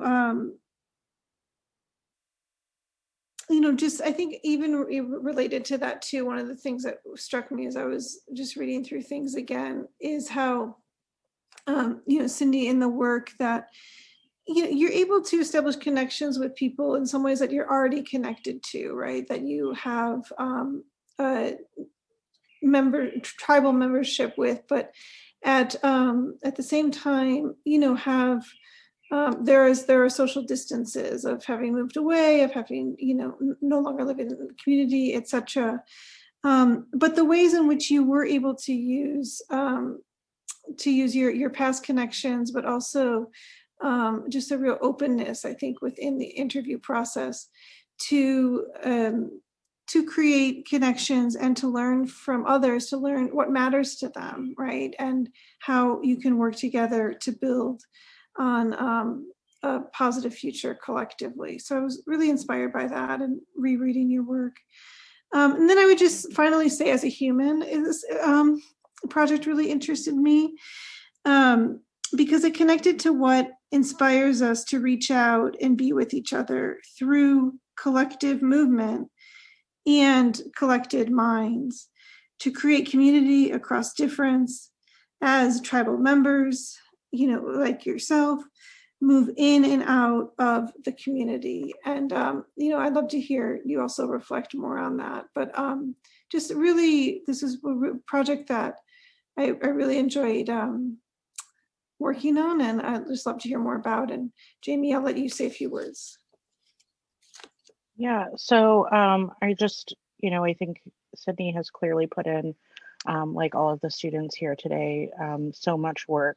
And I know Sydney also works very hard outside of her academic work. And so I wanted to acknowledge that even today, I think she had a shift at Novak before coming over here.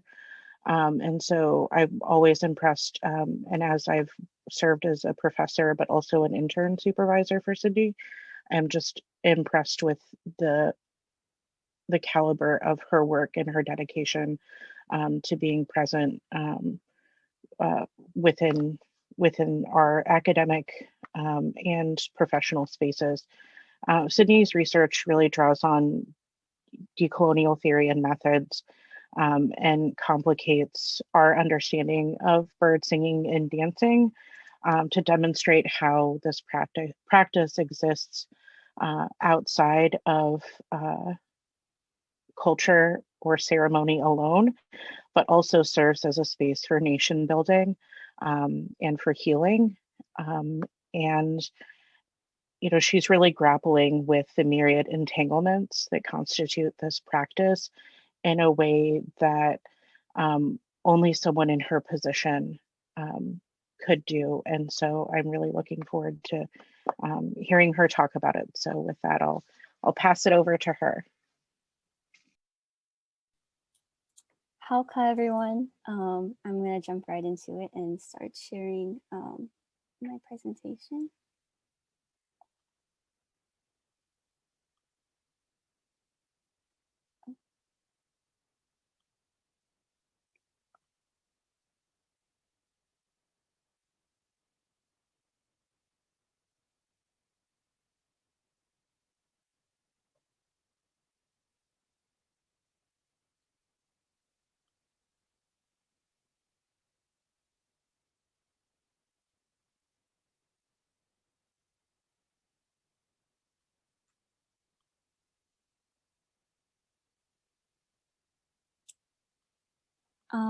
Hey, so hello, my name is Sydney Nguyen. I'm from the Ipai Nation of San Isabel, a band of the Kumeyaay Nation, and today I'll be presenting my senior thesis, whose title I've actually changed, and for some reason the whole thing isn't showing up right now, where we go to continue building a nation and future through Kumeyaay dancing, and bird dancing and singing.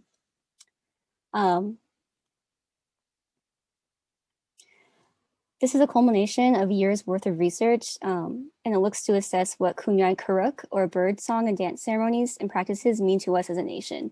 In this examination, I necessarily engage with questions of Indigenous nationhood, identity, and sovereignty as I discuss the unique role that bird plays in the daily lives of Kumeyaay people and in the future of our nation.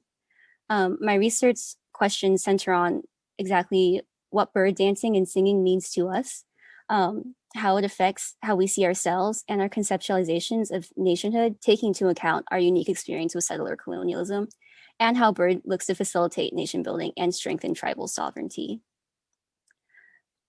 Through extensive conversations with 8 bird singers and dancers whom I call mentors instead of informants or participants in order to more accurately frame my relationship with them and mitigate the exploitative nature in which historically characterizes the relationship between anthropologists and the people they work with, especially in Native communities. I argue that bird functions as a critical nation building activity that invariably strengthens tribal sovereignty. Through extensive conversations with my mentors, who I do look up to truly as mentors, I've identified 4 major themes in how this operates. That is, 1, by marking belonging and affirming identity, setting boundaries and expressing contestation, expressing resistance and survivance, and through healing. For the purposes of time, I'll only go over 2 of these themes, which is belonging and identity affirmation, and resistance and survivance. But first, in order to understand the broader themes and claims of my project, I'll briefly explain who the Kumeyaay are, some history, and what bird dancing and singing is. So first, the Kumeyaay are a Native American nation in the extreme southwest of the United States and northwestern Mexico, and what is now known as present-day San Diego and Baja California. We lived in this land since time immemorial, and we've been referred to by many names like the Digueño and Mission Indians, but we most commonly refer to ourselves as either Ipai or Tipai, depending on if you're from the north or the south, but Kumeyaay is a collective name. Our nation is bisected by the US-Mexico border, which has posed many problems for our nation. Today, due to our history with settler colonial policies and polities, we're recognized as 13 politically distinct tribal nations in the US and 4 communities in Mexico. However, we have always recognized ourselves as one people, the Kumeyaay Nation. Because of this, the tribes usually refer to themselves as bands of the Kumeyaay Nation, such as the Viejas Band of Kumeyaay Indians or the Campo Band of the Kumeyaay Nation. Bird dancing and singing is a traditional song and dance style of the Kumeyaay. It is a unique tradition we share with other surrounding nations like the Kuya and the Liseño. It's unique amongst other Native American dance forms, and it does not use drums, but is dried gourd rattles, which are supposed to be sung dried gourd rattles, and our voices. It is unique in that it also has a song style, which is supposed to be sung or a song cycle, which means the songs are supposed to be sung in a very specific order, depending on the context of this and the situation. At full length, the cycle is about 14 hours long and has over 400 songs. It is performed in both social and ceremonial contexts, like powwows and funerary services and naming ceremonies. Bird songs are a collection of stories. These stories have multiple meanings that change depending on the order they are sung in and the context of the situation. In order to be a lead bird singer or dancer, one is usually expected to know the entire song cycle and their various combinations and meanings. To be able to sing, you need to memorize the entire 14-hour long cycle. This means that bird is a lifelong learning practice. People will practice for years before they're able to perform at an important event like a wake or a funeral. To become a lead singer, it usually takes decades, and to become a singer that sings even casually, it takes usually about years. Bird has undergone many changes throughout the last 100 years. It actually used to be just one of about a dozen other Kumeyaay dance and song styles. However, due to the process of settler colonialism, most of these styles have been put away or are hardly practiced. Since then, Bird has become the most prolific and diverse form of Kumeyaay song and dance.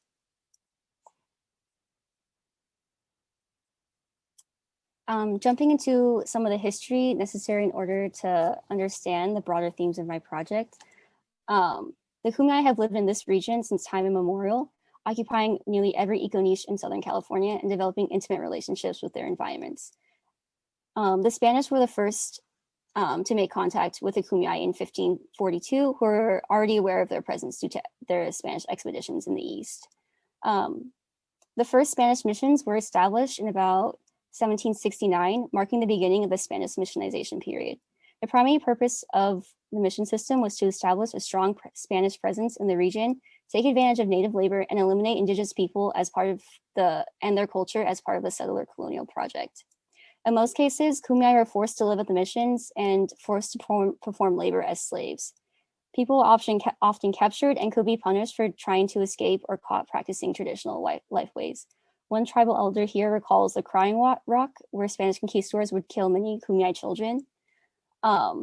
These traumas have left deep scars on our communities, but we persist. Circumstances did not improve with the annexation and independence of Mexico in 1821. Wealthy Spanish and Anglo-American settlers sought to expand territories and privatize lands, leading to increased violence and attacks between Kumeyaay and settlers. In 1845, the Mexican-American War ended in U.S. victory, and in 1850, California was admitted to statehood, drawing the international border that now divides the Kumeyaay Nation in half. The California Gold Rush, which began in 1848 and generated another massive influx of settlers to the region. This early American period is what is known as the California Genocide. Settlers, greedy for land, gold, and resources, inflicted such violent atrocities against California's native people that their actions meet all of the criteria in the United Nations Geneva Convention on Genocide. This was a systemic and racialized genocide. Local, state, and federal governments encouraged this, offering rewards for the scalps and heads of Native people, subsidizing local militias to hunt Native people, and legalizing the enslavement of Native men, women, and children. This era of genocide would last till about 1875, with the establishment of several Kumeyaay reservations under executive order by President Ulysses S. Grant. However, before the establishment of Kumeyaay reservations, Kumeyaay leaders met with BIA Commissioner Oliver M. Wozencraft in 1852 in order to negotiate the Treaty of San Isabel, part of the famous 18 Treaties of California, in order to establish one reservation under one federally recognized Kumeyaay tribal nation. However, under pressure from white settlers, the state of California, the treaty was illegally rejected by the U.S. Senate, thrusting Kumeyaay people into decades of turmoil and uncertainty until the establishment of the reservations in 1875. Without legal recognition, Kumeyaay people were made strangers on their own land. However, immediately following this reservation era, Indian country was ushered into an era of Indian boarding schools, whose main objective was cultural genocide. Native children all across the US were forcibly removed from their families, forbidden to speak their native languages or to practice their traditions. The two main schools that Kumeyaay children were sent to were Sherman and St. Bonafide. My own great-grandmother and many of my great-aunts and uncles were sent to Sherman. The establishment of Indian boarding schools disrupted the chain of intergenerational knowledge and dealt the most disastrous blow to the continuity of Kumeyaay dance and song styles, including bird. The rejection of the Treaty of San Isabel is significant because it led to the formation of 13 different politically distinct Kumeyaay bands, each recognized as their own tribal nation in the eyes of the US government, though we are one people. This is significant because it affects how the Kumeyaay Nation itself is conceptualized amongst our people and is a testament to the significance of bird practices in nation building and sovereignty and resistance. To understand this, we need to interrogate the notions of nationhood. Kanawake Mohawk anthropologist Audra Simpson argues that the nationhood of indigenous peoples has been bifurcated and disassembled with the global process of colonization. Thus, their nationhood enjoys a diversity of forms and experiences. Anthropologists Benedict Anderson and Simpson define a nation as an imagined community as both inherently limited and sovereign and a lived phenomenon. Through these frameworks, Anderson locates the nation and its production as an imaginative process. In this way, the nation is not a static concept, but made into a dynamic and ongoing process rooted in the everyday and lived experiences and feelings of its citizens. This is helpful because the Kumeyaay Nation is essentially an imagined space rather than a political entity. However, it's an imagined space that's rooted in deep connection to land, ancestry, history, culture, spirituality, and not bounded by settler colonial conceptualizations, definitions, or recognitions. We are still one nation, one people. The Treaty of San Isabel is evidence of that.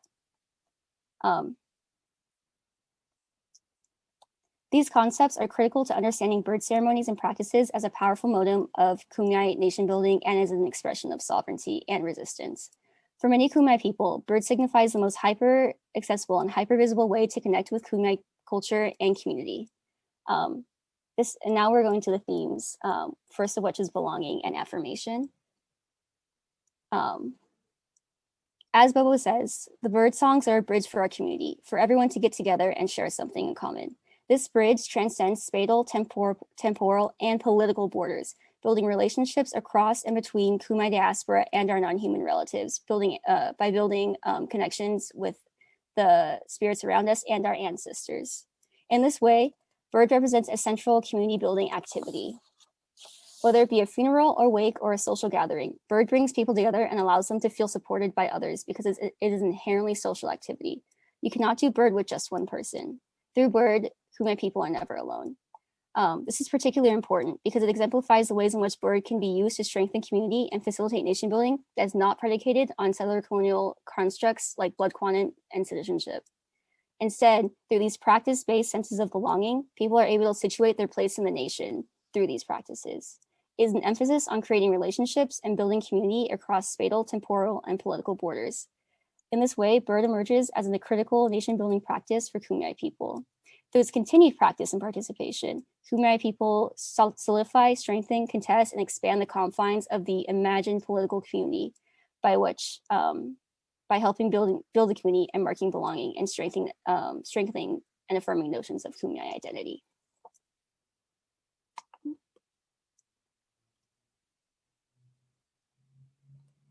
Sorry.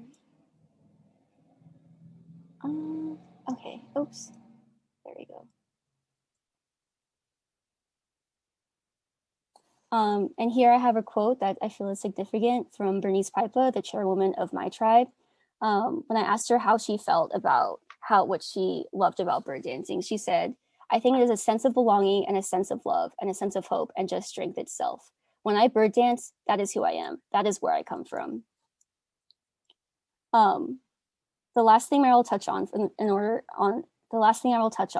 the purposes of time is how bird facilitates nation building and tribal sovereignty through resistance and survivance practices.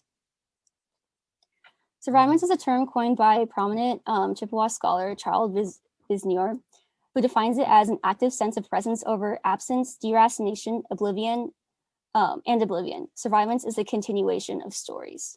Survivance stories serve to counter the surveillance and domination of Native nations by upending the narratives that work to place limits or eliminate Native Indigenous possibilities for the future. Through a creation and continuance of stories that renounce colonial dominance, attractions, obtrusions, and unbearable sentiments of tragedy and the legacy of victimry. Bird dancing and singing is a core practice of Kumeyaay survivance. A significant part of this being that the songs themselves are stories. Through the continued telling of them, Bird allows Kumeyaay people to make an active sense of presence over absence, deracination, and oblivion, and is a denial to be assimilated or have our practices forgotten. Through Bird, we maintain our stories, their lessons, and thus our connection to land, family, history, and all creation, the forces that resisting the forces that wish to destroy us.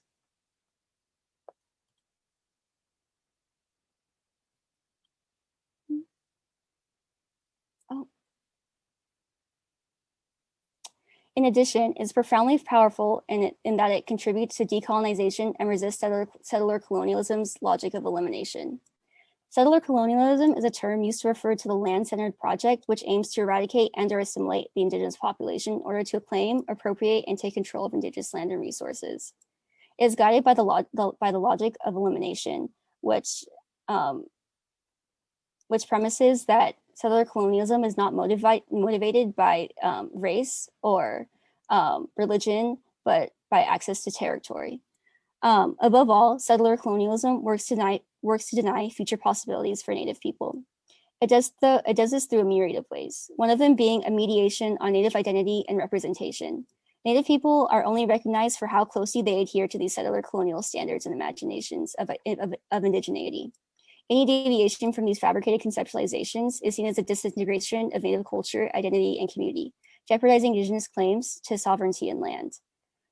This puts Native people in a precarious situation, leaving them essentially frozen in time.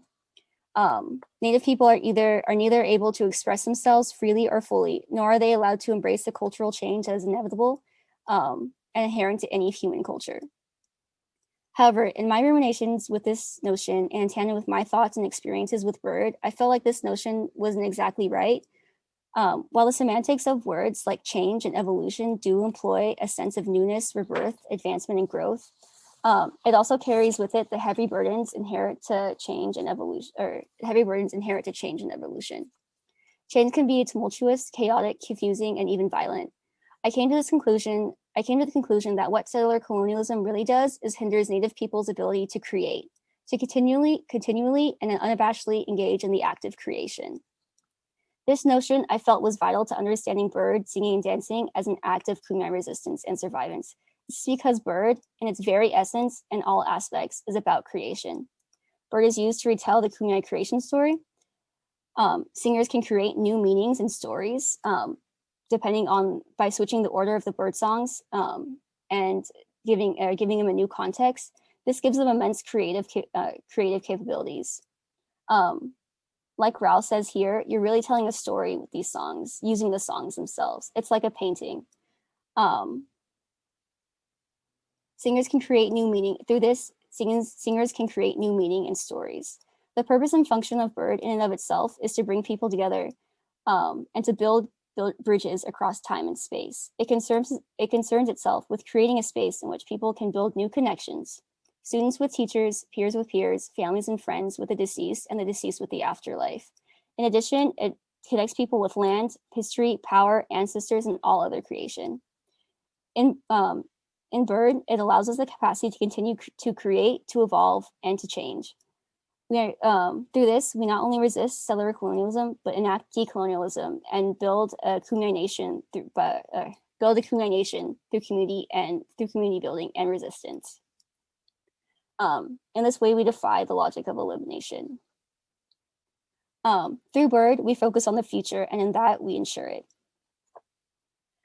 This project started as an investigation of bird practices on gender and identity, but by engaging with my mentors and keeping an openness to learning and listening, my examination of Bird moved away from purely analytical frameworks on culture and identity, and instead I found myself focusing on topics like nationhood, sovereignty, survivance, and healing. This was never my intention, but I believe Bird pushed me here for a reason. In order to fully understand and grasp Bird in all its multitudes. In the future, I hope to expand this project first by doing or participating in BIRD myself. I haven't been able to because the COVID-19 pandemic prevents people from really getting together, which is significant because BIRD in and of itself is such an affective experience that people in themselves find brings them closer to others and to the nation. I also hope to include the communities in Mexico who have been so wrongfully cut off from the rest of the Kootenai Nation, or how we have been cut off from each other.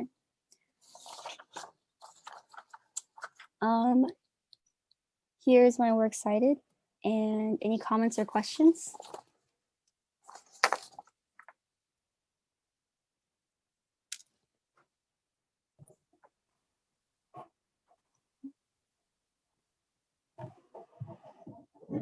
Thanks for that great presentation.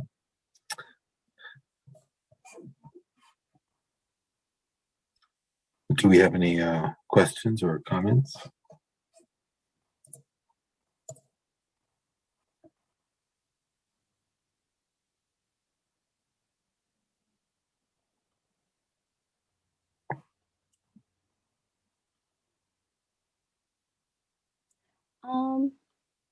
If there are no questions, I would first like to give my thanks to first my mentors who are really the heart and soul of this project, for being so kind and generous as for sharing their knowledge with me. And then I'd like to thank my mentors, Jamie and Chelsea, all my friends who joined me today, and then my parents especially, who this is all for. Thanks so much. Great work.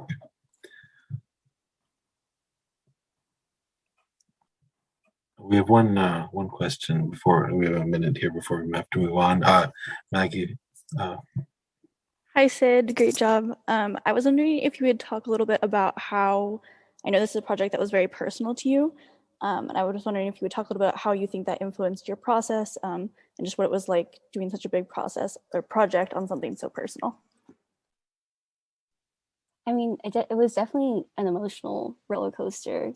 I found, like, when I was writing, I found myself almost scared to write because I didn't want to like get anything wrong and then like make my community look bad, or and like inflict something bad on my community. So this writing it was definitely an emotional process. It was also just like a process of learning to reach out to people, and like learning to listen openly and just being open to the information that people were willing to share with me. But yeah, I really missed being able to be with people because one of my plans for this project was to make it like a autoethnographic portion. But since I wasn't able to like actually be with people, that whole kind of plan just got thrown out the window, which is kind of sad for me because as a dancer, I just know like what the affective like feeling of like embodying movement is, and like how that like is such a feeling that brings you closer to people. And I was just really excited to do that with my community, especially because I'd been gone for the past like 3 years. And I feel like I still am missing kind of that analysis in my research, and that like I can't really explain or feel that myself. But it's a plan for the future, definitely. I just want to say though that you are able to draw on your past experiences, and I do think that does come through in the thesis. So just don't cut yourself short in that regard. I mean, you can certainly build on it more in the future, but you do have that embodied memory. Yeah. Laura, question? Sure, yeah. Mine sort of follows up on what you just said, Sydney. I was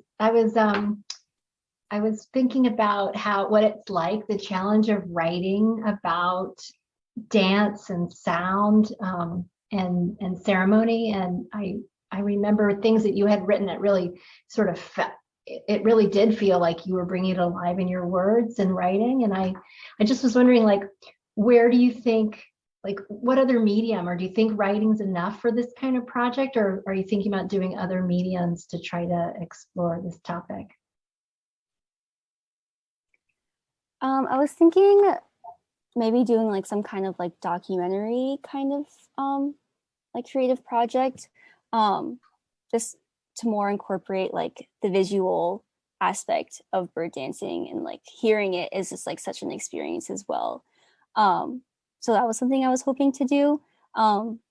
It didn't really plan out, but I still hope it will.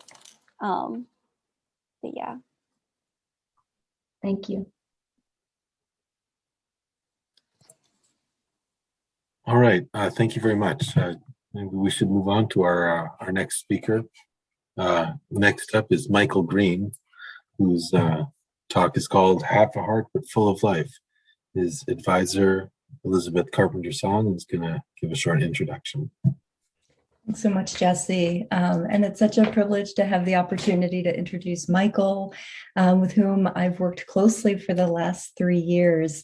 And I just want to note that throughout Michael's Dartmouth career, I've been so interested and excited by the ways in which he's endeavoring to work across multiple disciplines. And so throughout his time at Dartmouth, he has worked very closely with health services researchers, including his mentor, Dr. Jeremiah Brown, in epidemiology, and also to bring those perspectives into dialogue with medical anthropology scholarship as well. And so I think it's really interesting to be working at the intersection of fields in that way.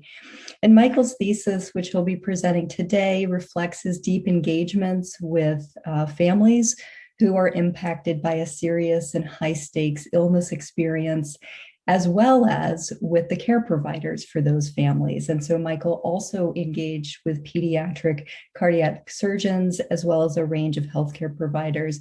So this is very challenging research for any of us as medical anthropologists, but quite remarkable, I think, at the undergraduate level. And so I think, in terms of Michael's next steps, I hope that he'll continue to draw on his background in medical anthropology, his interest in translating these concepts into public health, as he begins his PhD program in population health at Duke in the fall. Michael, I'm very proud of you and look forward to your presentation. Thank you so much, Elizabeth. I don't know if anyone can hear, but a lawnmower actually is going by. So hopefully the Zoom auto-correcting background noise gets that handled while I get this presentation. All right, so I'm gonna share my screen.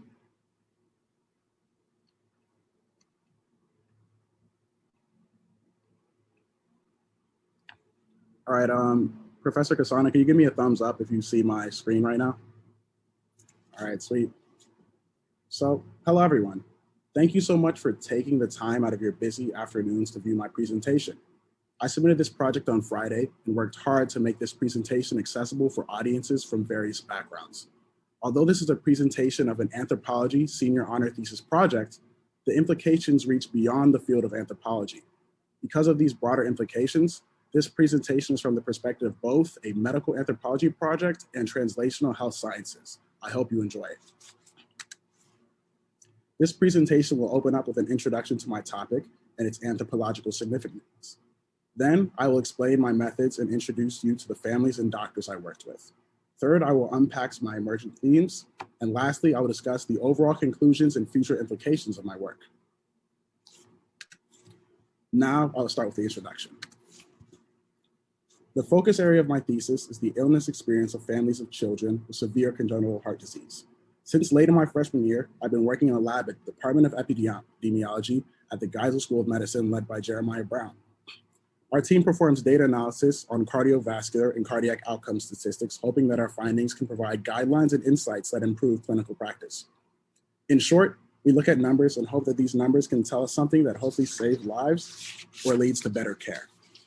I did most of my work with congenital heart disease, meaning heart disease present at birth.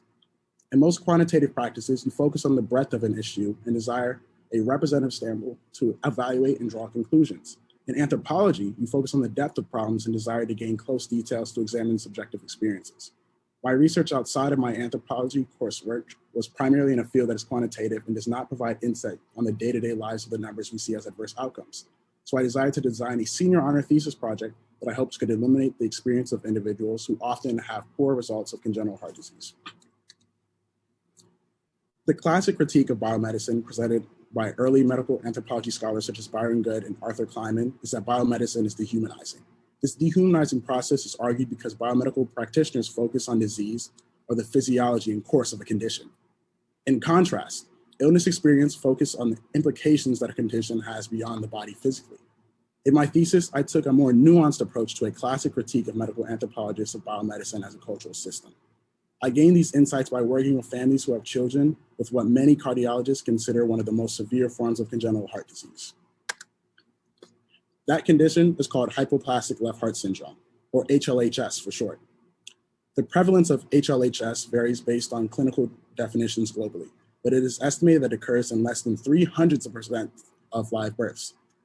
HLHS is considered the most costly for the United States of all congenital cardiac conditions, having a direct annual cost estimated over $1 billion. 41 years ago, comfort care was the only possibility for families to care for children with HLHS, meaning that all children born with this condition would die. The Norwood procedure was first described in 1980 and is considered the most recent surgical marvel in pediatric cardiac surgery. Because this procedure, survival for infants born with HLHS increased from 0% up to 42% through about 20 years of execution. Currently, the clinical norm in the United States for children born with HLHS is a 3-stage process of interventions. In figure 1, you see the left image, which is a typical structure of a heart. On the right, you see an HLHS heart. These 3 interventions are meant to promote a blood flow pattern that keeps children alive. The intervention that's first is the Norwood procedure that is performed within the first week of life. The second is a Glenn shunt performed around 3 months old. And the third is a Fontan procedure performed around 3 years old. In non-technical terms, these procedures allow for a blood flow throughout the heart that replaces the function of the individual's faulty left ventricle. Proper circulation through the Fontan procedure is considered challenging to achieve and has multiple negative long-term consequences. Around 10 years ago, medical imaging advances allowed HLHS to be diagnosed prenatally for all cases. Still, 3 families I work with did not know their child had HLHS until after birth. I asked the families how they would describe this condition to someone unfamiliar with it, and many of them stated half a heart as the most straightforward way to put it, just as Barbara Barton did. You may be asking yourself, why is Michael talking so much about the heart's anatomy?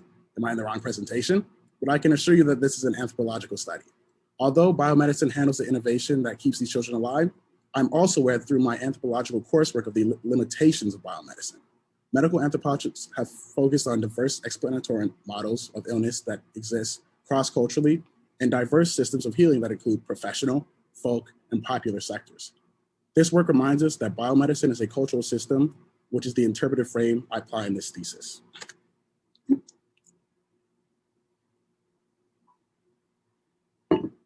Next, I will move to the methodology and introduce my participants.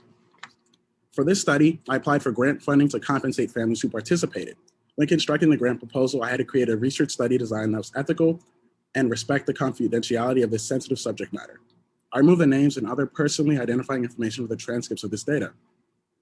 I gave all the participants pseudonyms to keep the ethnographic voice I desired to put in my work. I conducted semi-structured, person-centered interviews that lasted an hour, presented broader questions initially, and funneled them to a more specific subject matter later. My research delineated the lived experience of participants by framing the interview questions around longitudinal feelings and events connected to their child's condition.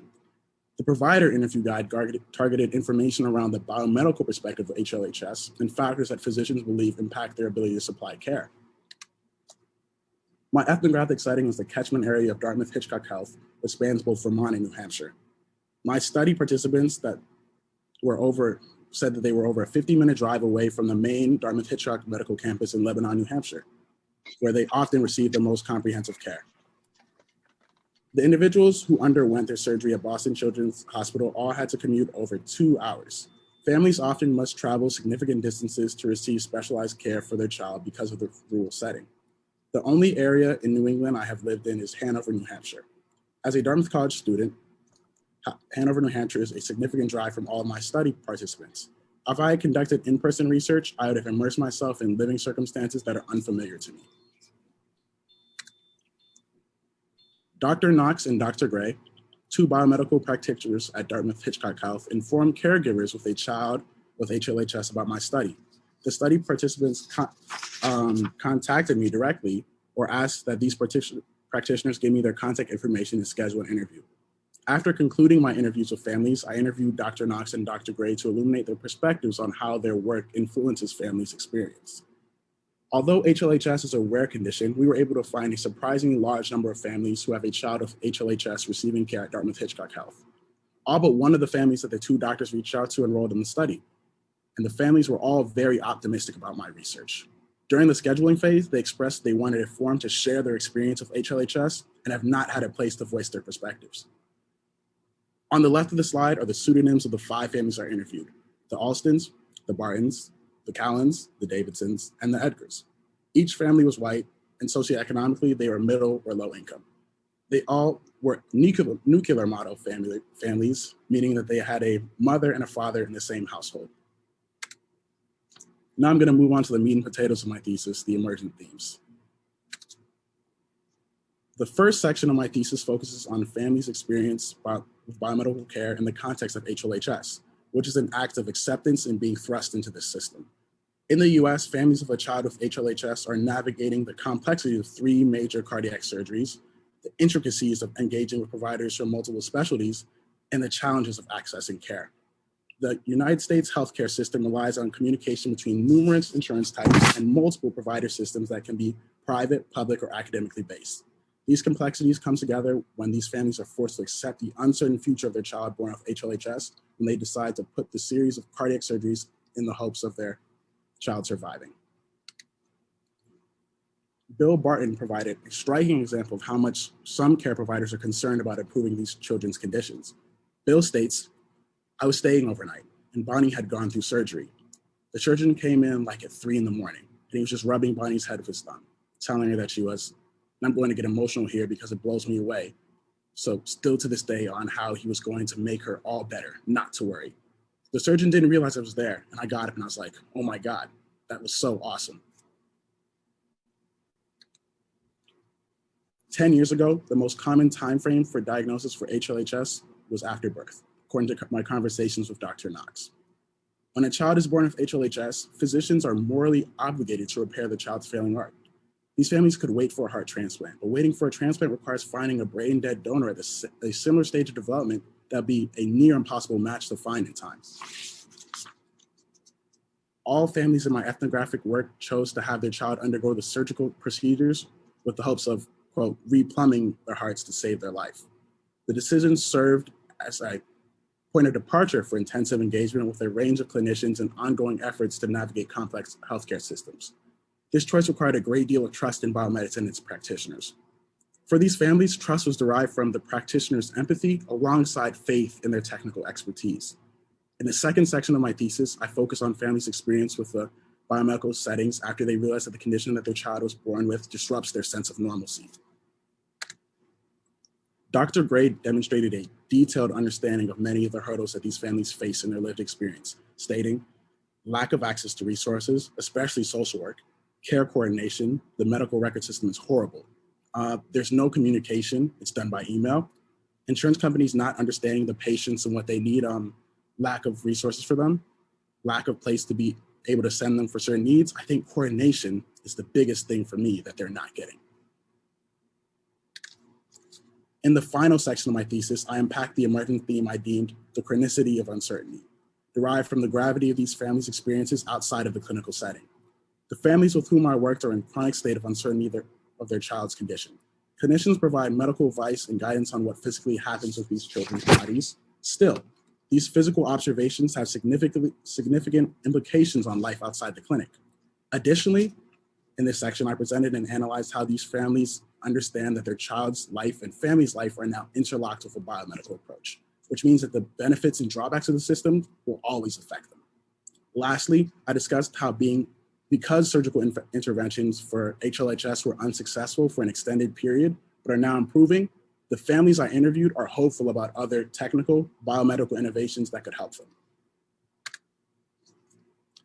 Alexa Olson told me, one of the things that I'm really concerned about, he's a senior in high school right now. And so we're starting to look at colleges. I'm not sure what's out there for him. We are teaching how to do his own meds and stuff, but if he goes off to school, he also has attention deficit because of the stroke and where it affected him. And he doesn't always remember to take his pill. I like to see some, either health place that he can check into, or, somebody that checks in with him on a weekly basis that just says, hey, have you reloaded your pills? I mean, we do that, but if we fall off the plane tomorrow, he doesn't have that. These families still do not know what their future holds because they were first informed of their child's diagnosis. They were told that they were entering a rapidly developing research landscape. Their outcome in this landscape was where the children were all able to live through the first 3 intensive procedures that replumbed their child's heart. Despite the chronic uncertainty they face, they are chronically hopeful for biomedical innovation to enhance their lived experience. So now I'm going to wrap up my presentation with conclusions and future implications. This quote here by Doug Davidson shows the hope that these families feel about their future on their illness experience with biomedical care. Doug states, one of the biggest things that we've learned from having a child with HLHS is perspective, and has given us a brand new perspective and outlook on life. And while we choose, it's so easy to choose to be focused on the negative or scary aspects of it, it's also given us a new perspective on all the positives and the joys that we can find in life. It's the hardest thing we've obviously ever faced. And I'd like for him not to have HLHS overall, so finding ways to rejoice and celebrate within the midst of it. The Davidsons and all the families I worked with are deeply entrenched in the embrace of biotechnical advances because if their child were born with this condition 40 years ago, there was a 0% chance of survival. Thinking about HLHS care for children within families, there's an intersection of issues of sovereignty of minors, because these infants lacking the ability and individual autonomy to care for themselves without the assistance of a parent or guardian, alongside pending medical innovation and outcomes for individuals who have this condition. I intended to interview the caregivers of these children because they were the most responsible for advocating for these children and making decisions about their care. Despite this focus on caregivers, the perspective of the individuals of HLHS themselves should be investigated in the future. No centralized payment system created challenges inherent with the US biomedical system, such as issues communicating the condition to payment providers and describing the complex needs of these children with HLHS to their interdisciplinary care teams. The biomedical providers in these care teams for children with HLHS demonstrated great concern for the lived experience, despite their scientific methods focusing on fixing the physiology of children that was failing. These practitioners, such as Dr. Knox and Dr. Gray, are deeply aware of the implications that the condition of having a repaired heart can have on the illness experience of these families. Because of this understanding, they were eager collaborators to investigate the lived experience of these families and to devise ways to overcome the negative structural pressures that the biomedical cultural system places on these families. These families were told that their children were born with half a heart and had a poor chance of living. Unlike the classic critiques of biomedicine, these families felt that their providers and biomedicine as a whole gave their family life, rather than dehumanizing them and viewing them purely as objects. This research examining their lived experience illuminates that these families now feel that their children were discounted as having a poor chance of having a positive illness experience and are full of life, and their future is promising because of biomedical innovations despite the systemic difficulties it brings. I have a lot of people to really thank for allowing me to come to this process, completing this project. It was definitely a pretty long road, lots of long nights of coffee and such.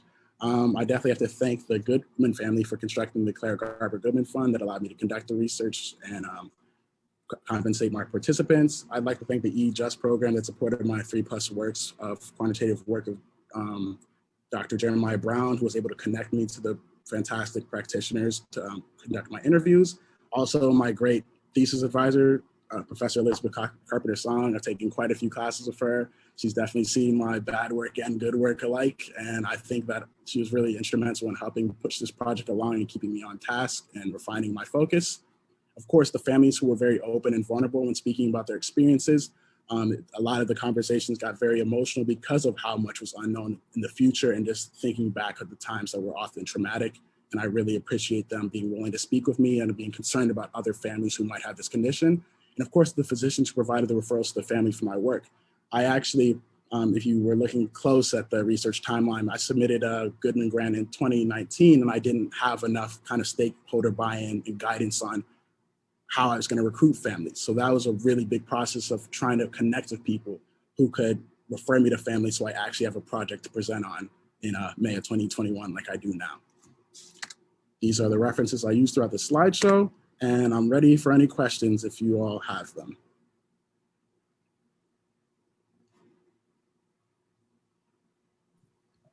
Thank you so much, Michael, for that great work and great presentation. We got a hand up already from Mr. Goodman himself, so why don't we start with that? Larry, if you just are able to push your, yeah. Unmuted, can you hear me? Perfect. Michael, I'm so glad to meet you on Zoom. I'd like to meet you someday in person. I think your presentation was fabulous. You were an incredibly articulate young man. I first saw your face in the alumni magazine, full page ad, where you thanked Dartmouth for the opportunity to do the research you're doing.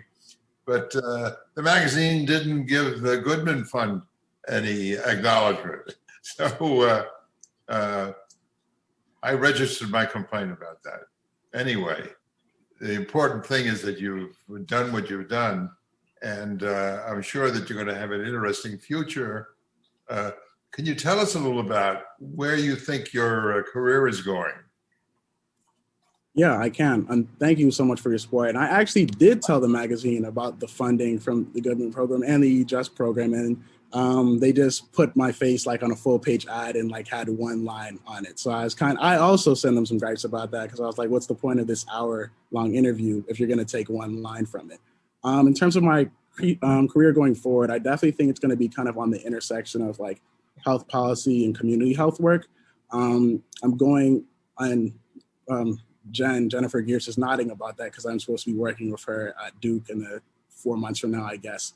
And I think that I want to work a lot with racial health disparities and specifically looking at cardiovascular health disparities for Black people in America. I definitely think that a lot of the issues that we face, and in America, they're like this project, they're systemic in nature, and there's a lot of just kind of social barriers to care, whether that be education, whether that be access to healthcare system in general. I think that it's definitely going to be kind of a combination of policy, how can we help people, and how can we help implement change in the future.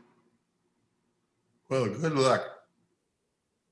Thank you, really appreciate it. Thank you. Any other questions or comments?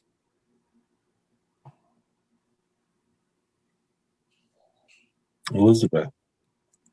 Michael, I think one of the real strengths of your thesis is your reworking of some of the classic critiques that medical anthropologists have levied in terms of their views of biomedicine. And you really pull focus for us on the role of the system and some of those structural problems within medicine. And I wonder if you could elaborate for us a bit more in terms of especially thinking ahead to your future work in health policy and your desire to translate these lessons. I'm wondering if you might elaborate a bit more on what you see as some of the lessons from your work for health practice and health policy. I definitely think that, and like you said, the biomedicine itself, it was the dehumanization was happening structurally, not from the providers. So I think of a pretty stark example for one of these families is when they had to go to a special compound pharmacy that was 45 minutes away from their home. And they had to call out of work early because they got the prescription and found out, no, I can't fill it at the local Walmart or CVS in my town. I have to receive a comprehensive like prescription and go to a place that has limited hours. And I think that that's an example that they didn't really know, and their insurance providers, it was difficult to communicate to them as well. Like oftentimes a lot of these families would get like $300,000 medical bills for getting these really complex surgeries, or their insurance company just dropped them in overall. So they're like, do I have to foot this bill for this child and I have 2 more of these procedures? What does that really mean for the outlook of my families going forward? So I think really the communication between a lot of the payment providers and even seeing healthcare more so as a fundamental right for families and people across the nation rather than something that's really supposed to be like profit driven, I think is really important going forward, because a lot of these families went through anxiety. And I think that a big limitation of my project is all the families that I dealt with were in a nuclear family model. They all had insurance. A lot of families don't have insurance, and I didn't have a way to recruit for people whose children passed away, but the statistics show that more children passed away than survived and would have been able to be enrolled in my study. And I can't speak to what happened for those families in those circumstances, but I can say that the one family that didn't have a nuclear model, they just weren't able to even coordinate an interview with me. And so I was working on this project for over 8 months, and I couldn't even find an hour-long slot to just talk about this family about their experience, or maybe they didn't even want to speak about it because it was so poor. So I think those are some real insights too about the people we missed, even in the study. Like, I was able to gain the insights on a lot of these families, but what about the people who are still missed in this opportunity? Are they not going to be represented in the future? I think that's really important to think about.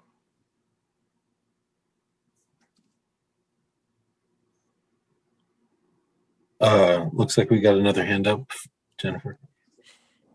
Great job, Michael. Can't wait to get you here to North Carolina. It's going to be so much fun. We have so much good science to cook up together. So excellent job. I was just struck with like the homogeneity of the sample that you had, the age, the race, the composition of the family.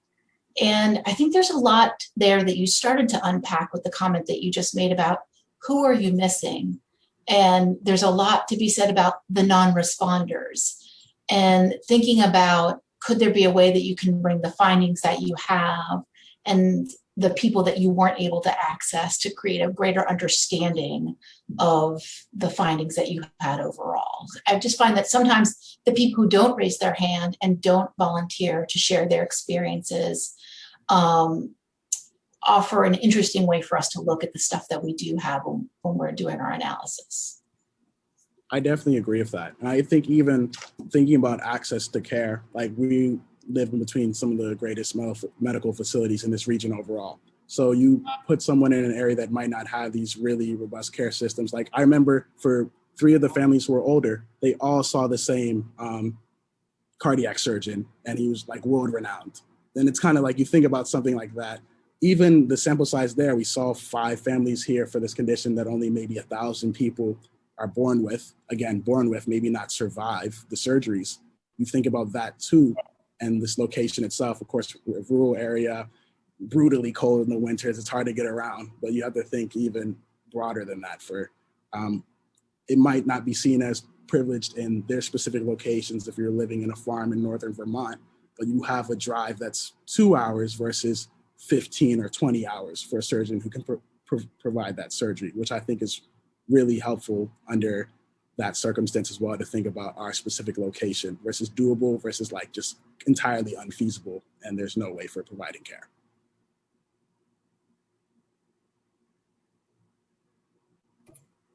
Well, thanks so much, and congratulations on all your many accomplishments and for pulling off such a great project in spite of the many challenges that COVID presented. Sounds like you have a bright future coming forward. A lot of exciting things happening. Why don't we move on now then to our final talk of this symposium. This one by Mary Joy, shifting gears a little bit. Do monkeys and chimpanzees climb the same way? I'm dying to find out. I'll hand it over first to her advisor, Jerry De Silva. Thanks, Jesse. What a pleasure it is to introduce Mary Joy. One of the things I love about anthropology is its scope and its breadth, and we can hear the talks that we've heard today, and then shift gears, like you said, to a talk on climbing mechanics in monkeys and in apes. But ultimately, this is a project that Mary did about why bones are shaped the way they are and how we can use that information as a model for interpreting fossils that we find. We need these modern models. And it turns out that a lot of research that's been done in this question was unresolved. We didn't know, at least with the upper limb, some of the mechanics of climbing between monkeys and apes. And Mary has done an extraordinary job diving into that question. So she's looking at a question of biological adaptation. And I think that's a really good theme to wrap up this whole session, the idea of adaptation. we've had to adapt the last year and a half. And we've seen that in our students, we've seen that in the projects. Mary herself had to adapt even before the pandemic, shifting mentors, shifting projects. When she started working with me, we were excited about fieldwork possibilities. And then we had to shift gears there as well. And here's another adaptation that she had to make in terms of her project. And then even her findings were unexpected. And interpreting those findings, she again had to pivot a little bit. And so I've been so impressed with Mary's curiosity, the questions she asks, how she really thinks about her data and interprets her data. And then I think this has led to many, many more questions that we have, as a good scientific question does. You get the answer to one, and it leads to many more questions that I hope Mary will continue to pursue. I do want to recognize Luke Fannin as well, who is a graduate student who's assisted mentoring Mary. The three of us would meet every week and just have these great conversations about functional morphology and biomechanics and human evolution and monkeys and apes, and it was a lot of fun, and I'm gonna miss that. So Mary, fantastic job, wonderful work. I'm looking forward to this presentation.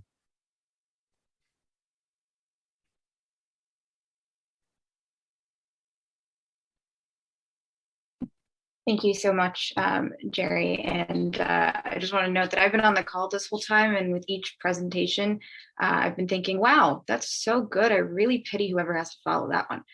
So fittingly, I have the profound and difficult task of following all of them. I did my senior honors thesis in biological anthropology, as Professor De Silva discussed, under his guidance and the guidance of Luke Fannin, a graduate student in the EES and Anthro departments. And before I begin, there are simply so many people that I have to thank, and a few are highlighted here. But primarily, I want to acknowledge that biological anthropology as a science and the theory of evolution by natural selection as an underlying principle have been co-opted as pseudoscientific support for colonization and racism, neither of which have a single ounce of scientific basis. And as a consequence, I want to extend a profound vocal thank you to the people in the land of the Ivory Coast and of Uganda, on whose land and through whose land this research was made possible. So I'll introduce this project and the anthropological underpinnings of it by talking about my favorite research subject, myself. So my life, for anybody who knows me, is really predicated around movement. I'm the outgoing president of the Dartmouth Outing Club, and I've spent a lot of my time outdoors doing different kinds of outdoor movement. You'd be hard pressed to find me anywhere else.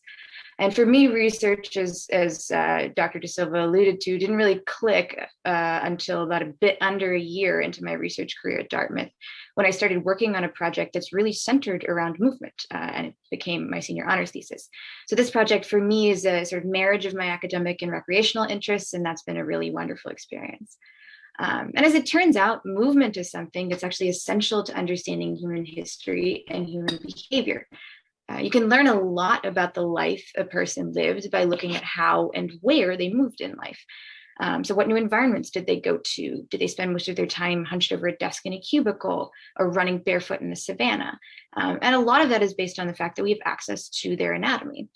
But in humans whose anatomy we barely have access to, which tend to be early hominins, modes of locomotion are pretty strongly contested. And there's a lot that we don't know. And one motion that's pretty essential to understanding early human history and modern human anatomy is climbing. Our hominoid ancestors spent a ton of time in the trees. And Dartmouth scientific community has a lot of ties to the study of human climbing. Work done by Vivek Venkataraman et al. In 2013, which included our very own Professor Dominy, furthered our knowledge of modern human physical adaptations to vertical climbing.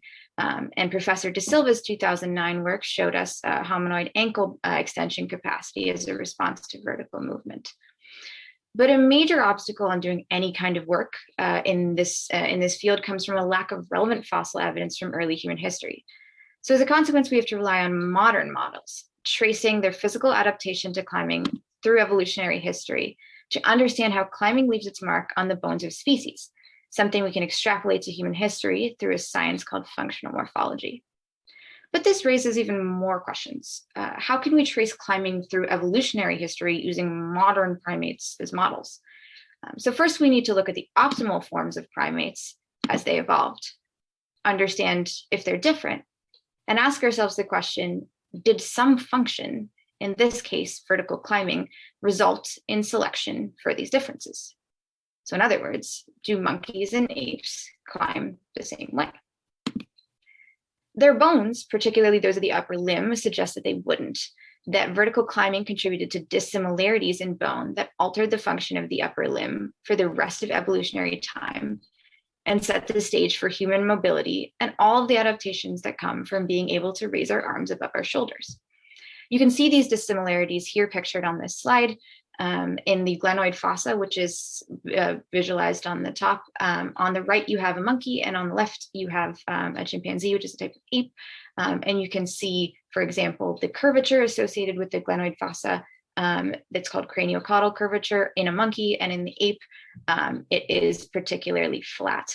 And you can see on the bottom the olecranon process, which is basically your funny bone, and how it's super robust in monkeys and very, very minimal in chimpanzees and apes. So the question becomes, were these differences influenced by different styles of vertical climbing, or was that not a factor at all? So it was in pursuit of this connecting link, the influence of vertical climbing on the motion and anatomy of primates and of humans, that I conducted my thesis research. As a quick interlude and a nod to the evolutionary biologists in the audience, it's important to note that natural selection isn't a perfect designer. This concept is called symorphosis, and it's erroneous. Functional morphology is imperfect, and we can't just assume that a bone or other feature looks the way that it does to perfectly match its function in its environment. We have to test that. So here's the research question that I set out to test. Did vertical climbing cause the evolution of a more mobile upper limb? And you can read sort of the other translation of that on the bottom there. And speaking of testing, all previous work, some of which are credited here on this question, tends to be divided into two separate camps: the vertical climbing hypothesis versus the suspension hypothesis. The vertical climbing hypothesis says that vertical climbing is the primary driver of increased flexibility in the upper limb. And the suspension hypothesis says that suspensory behaviors like hanging and brachiation are more likely to have been the cause. And vertical climbing is not an evolutionarily influential motion on the biomechanics of the upper limb. Notably, all of these studies have been done either qualitatively or have been done on primates in captivity with provided substrates, like the Eisler 2005 studies, which involve primates climbing a rope. But in order to actually understand the effects of natural selection in primates, it's essential to test that question both quantitatively and on species in their habitats in the wild, where natural selection actually operates. And such a comparative study has never been done before.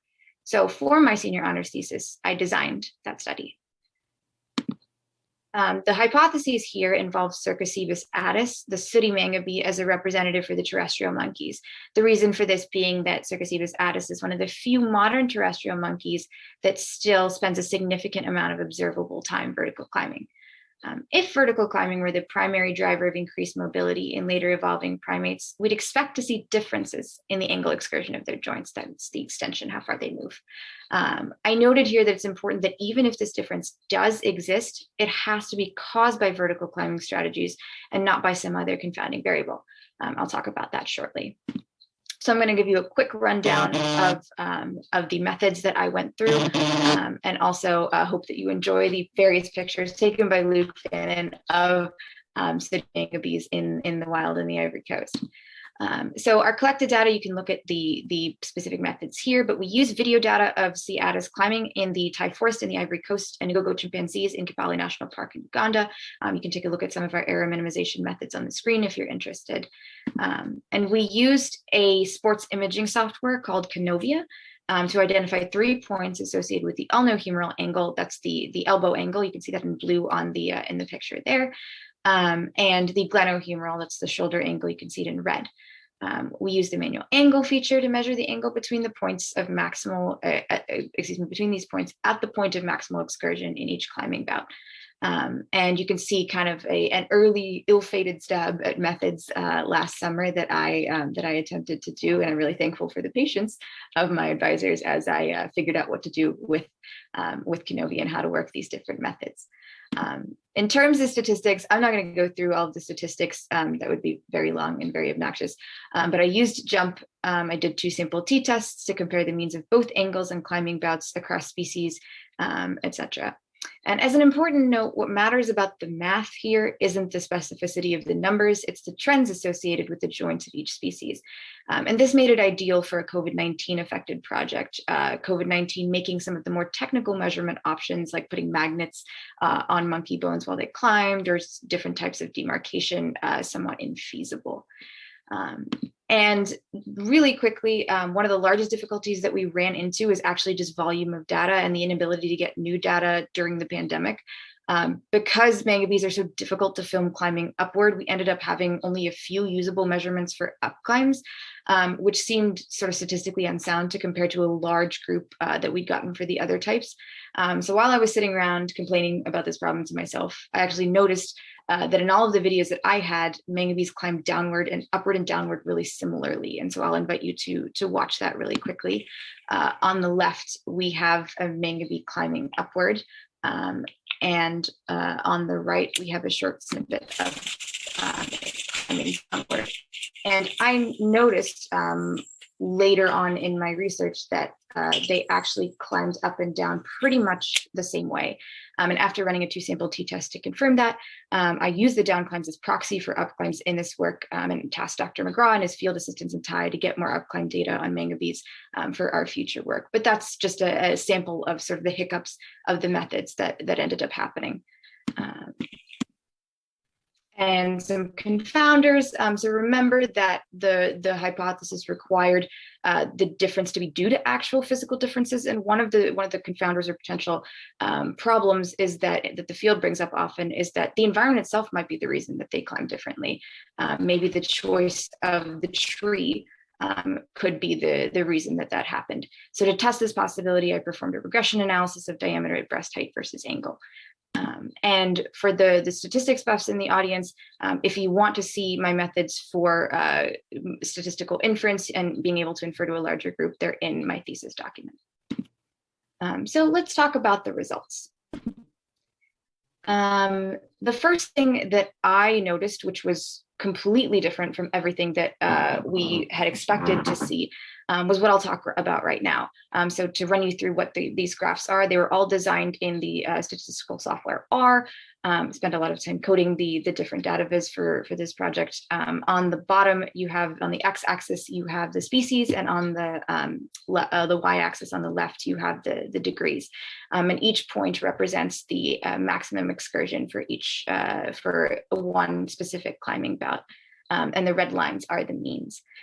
So on up climbs, there was no significant difference between the average extension for the mangabees and the chimpanzees. So basically what this means is that chimpanzees and mangabees don't actually climb differently on the way up, which was not at all what we were expecting to see, especially based on the limitations associated with their bones. So basically they have this ability, chimpanzees have this ability to extend really far in their bones, but they don't use it on up climbs. So it seemed very strange when I did that. But for down climbs, and again, the same descriptions of the axes apply, there was a significant difference, and a pretty large significant one at that if you look at the p-values that are associated there. So one of the things that this suggested was that actually the difference between chimpanzees and mangabees, and as a consequence, cercopithecoids, which is the term for monkeys, terrestrial monkeys, and apes, comes from down climbs, not from up climbs. So that this suggests that down climbs were the evolutionary driver of our ability to raise our arms above our shoulders, which was not at all what I was expecting. If you're interested in any of the outlier management or any of the statistical methods that I used, again, it's in my thesis document, or I'd be happy to answer questions about that. And finally, because I was so spooked by this result, I did an interspecies comparison between within the chimpanzees themselves. So to see, did they actually climb differently on the way up as on the way down? And it resulted that yes, this was the case. So if you're looking at these graphs on the x-axis now, it's the direction of where the chimpanzee was climbing, and the rest still applies. So there was a significant difference. So chimpanzees do climb differently on the way down as they do on the way up. And in fact, they extend a lot further on the way down than on the way up. And for those of you who are interested in actually seeing this in action, on the right here, there's a video of one of our chimpanzees climbing downward. As you can see, this chimpanzee swings from substrate to substrate, extends further, uses all of its flexibility. But in a short clip of the manatees climbing downward, and this is pretty standard for all of the ones that we used, it adopts this sort of contained, inflexible strategy associated with the limitations in its bones. And then finally, using my regression analysis, I was able to eliminate diameter at breast height as a driving factor of these angles. None of these were associated with, none of the angles were associated with diameter at breast height. The R-squareds were super low. So what does any of this mean? And this is the discussion that I'd like to talk about. We've learned from this that this data suggests that down climbing is the evolutionary driver, or is a large evolutionary driver behind our ability to raise our arms above our heads. And there are a few reasons this makes sense. To understand this, we have to consider the relative dangers of falls from the trees for larger versus smaller organisms. So per the square cube law, the surface area increases as the square of dimensions, but volume increases as the cube of these dimensions. Bone dimensions and strength increase with surface area, not volume, which means that the bones of larger organisms, like apes and like us, are under a lot more strain than those of smaller organisms. Falls from the canopy are way more likely to result in bone breaks and massive internal injuries for larger organisms than for smaller organisms. So there's a lot higher danger of mortality. And apes are way larger than monkeys, and so are we. So safety is a huge concern. For a larger organism climbing down, greater distance from the tree creates greater what's called downward rotational torque, which leads to a greater potential of falls. To reduce torque, you need to draw the body closer to the substrate. But for down climbs, energetics is also a huge concern, and this is something that hasn't necessarily been thought of in the field yet. Think of while you're running downward. So think about how tired your muscles get as you fight to oppose gravity and keep yourself upright. There's incentive to move more quickly to avoid shock loading these joints, which leads to tiredness and falls. So what's the evolutionary solution? If you look at the upper right of this screen, you'll see what the solution became: full extension. It brings the larger body closer to the substrate, reducing that torque, and simultaneously allows the climber to switch substrates and move quickly to avoid energy loss. This seems somewhat more consistent with the suspension hypothesis, unless the field decides to concretely include downward motion as a form of vertical climbing. And speaking of the field, there's very little work in the field done on down climbs. It's almost never been considered a motion with any evolutionary influence on human biomechanics. My work as the first comparative study on apes and cercopithecoids in the wild seeks to change that. And I'm really grateful to Dartmouth and to the senior thesis process for requiring original research and pushing me to design a study that requires this. It's important to recognize downward motion as a lens through which to view early hominin fossils, because getting out of trees is equally as important and equally, if not more dangerous, than getting into trees. And this is something that needs to be included in the discussion of hominin behavior in bones. And personally, I hope that this is the beginning of a new look into climbing in our ancestors, to understand the environmental and physical pressures that required us to look and function in the way that we do today, and specifically in our ability to raise our arms above our heads. So thank you, and I'd be happy to take any questions after this.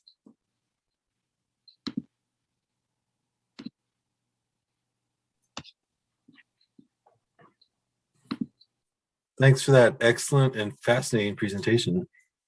Lots of hand clapping. We got a question already from Mr. Goodman. So Larry, hand it over to you. I'd like to comment that when I was in the Navy V-12 program at Dartmouth, I was able to climb to the roof of this gym on a rope using my arms and legs, and I never fell. It's hard to believe when you look at this old wreck now, if I could do that then. Thank you for your presentation.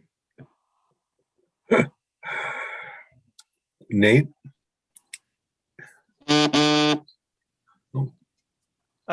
Hey, Mary, really nice job. And it just strikes me that you might be able to test your working hypothesis with the data you've got, because you've got a pretty good spread in your data. And you would predict then that the most excursive elbow is going to belong to the heavier animals.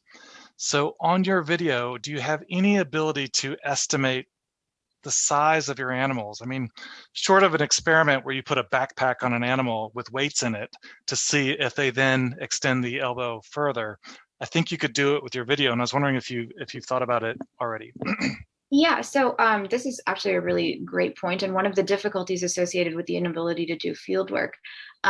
We had like sort of error minimization methods in terms of like perspective and things like that. But I don't know that Canovia allows you to be able to estimate like sort of the differences between the subjects, particularly given that some of them were taken from a greater distance than others. I mean, I think we could potentially do that, but I would prefer to be able to go back to the Thai forest and to to Uganda in the Kibale National Park, and to be able to actually get concrete data on their weights before I extrapolate that much. I think if we thought about that while we were taking the videos, that could have been a really useful method, and something that we should probably keep in mind. But as it stands, I think it might be more difficult than we'd imagine to be able to estimate the size from the videos.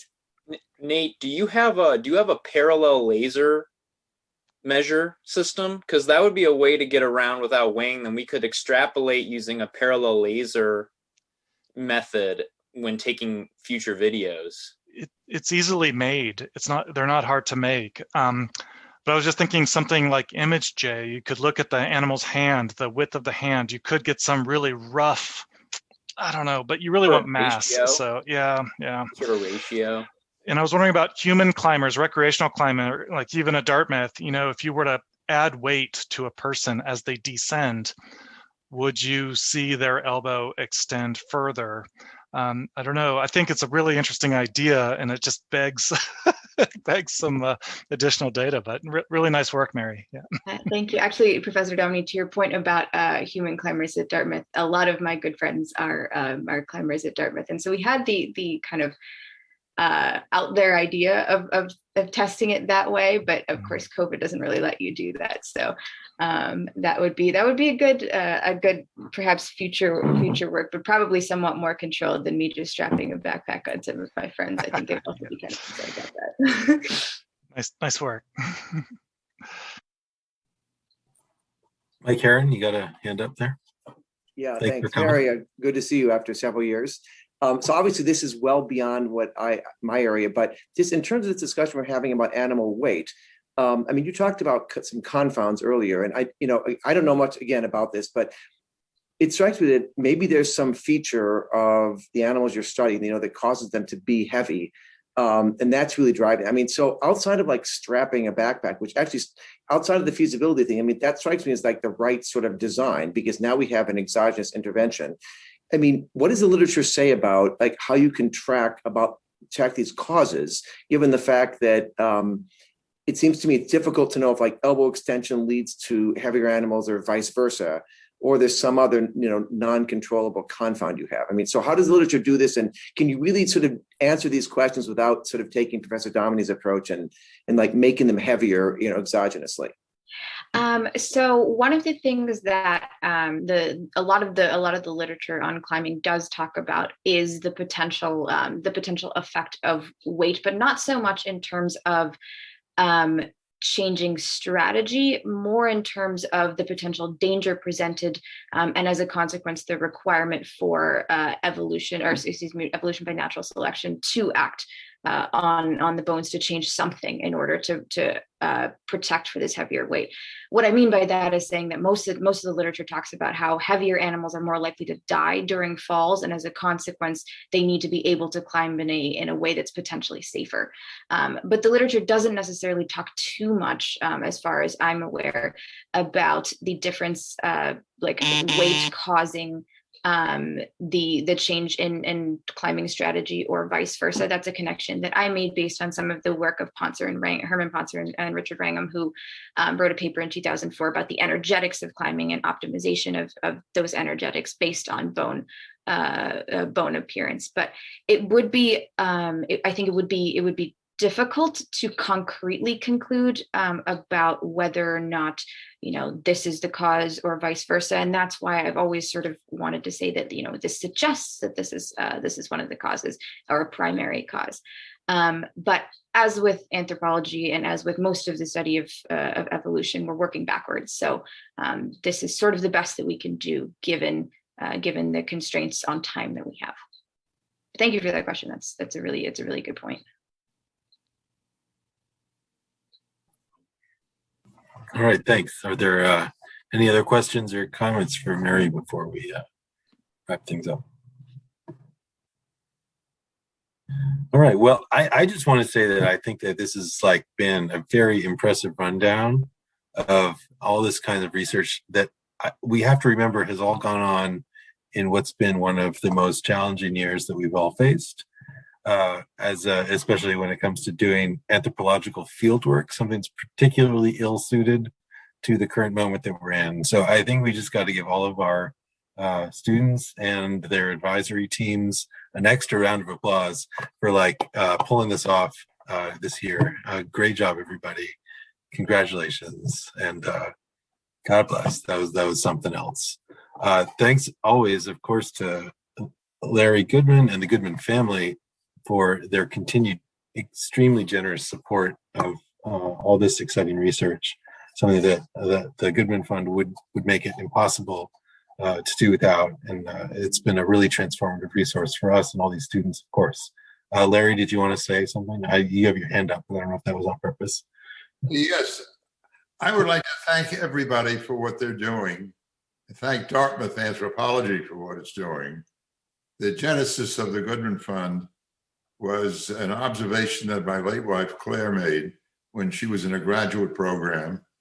And many of her co-students were unable to pursue the research they wanted to do because they didn't have the monetary funds to go to the places where they wanted to do their research.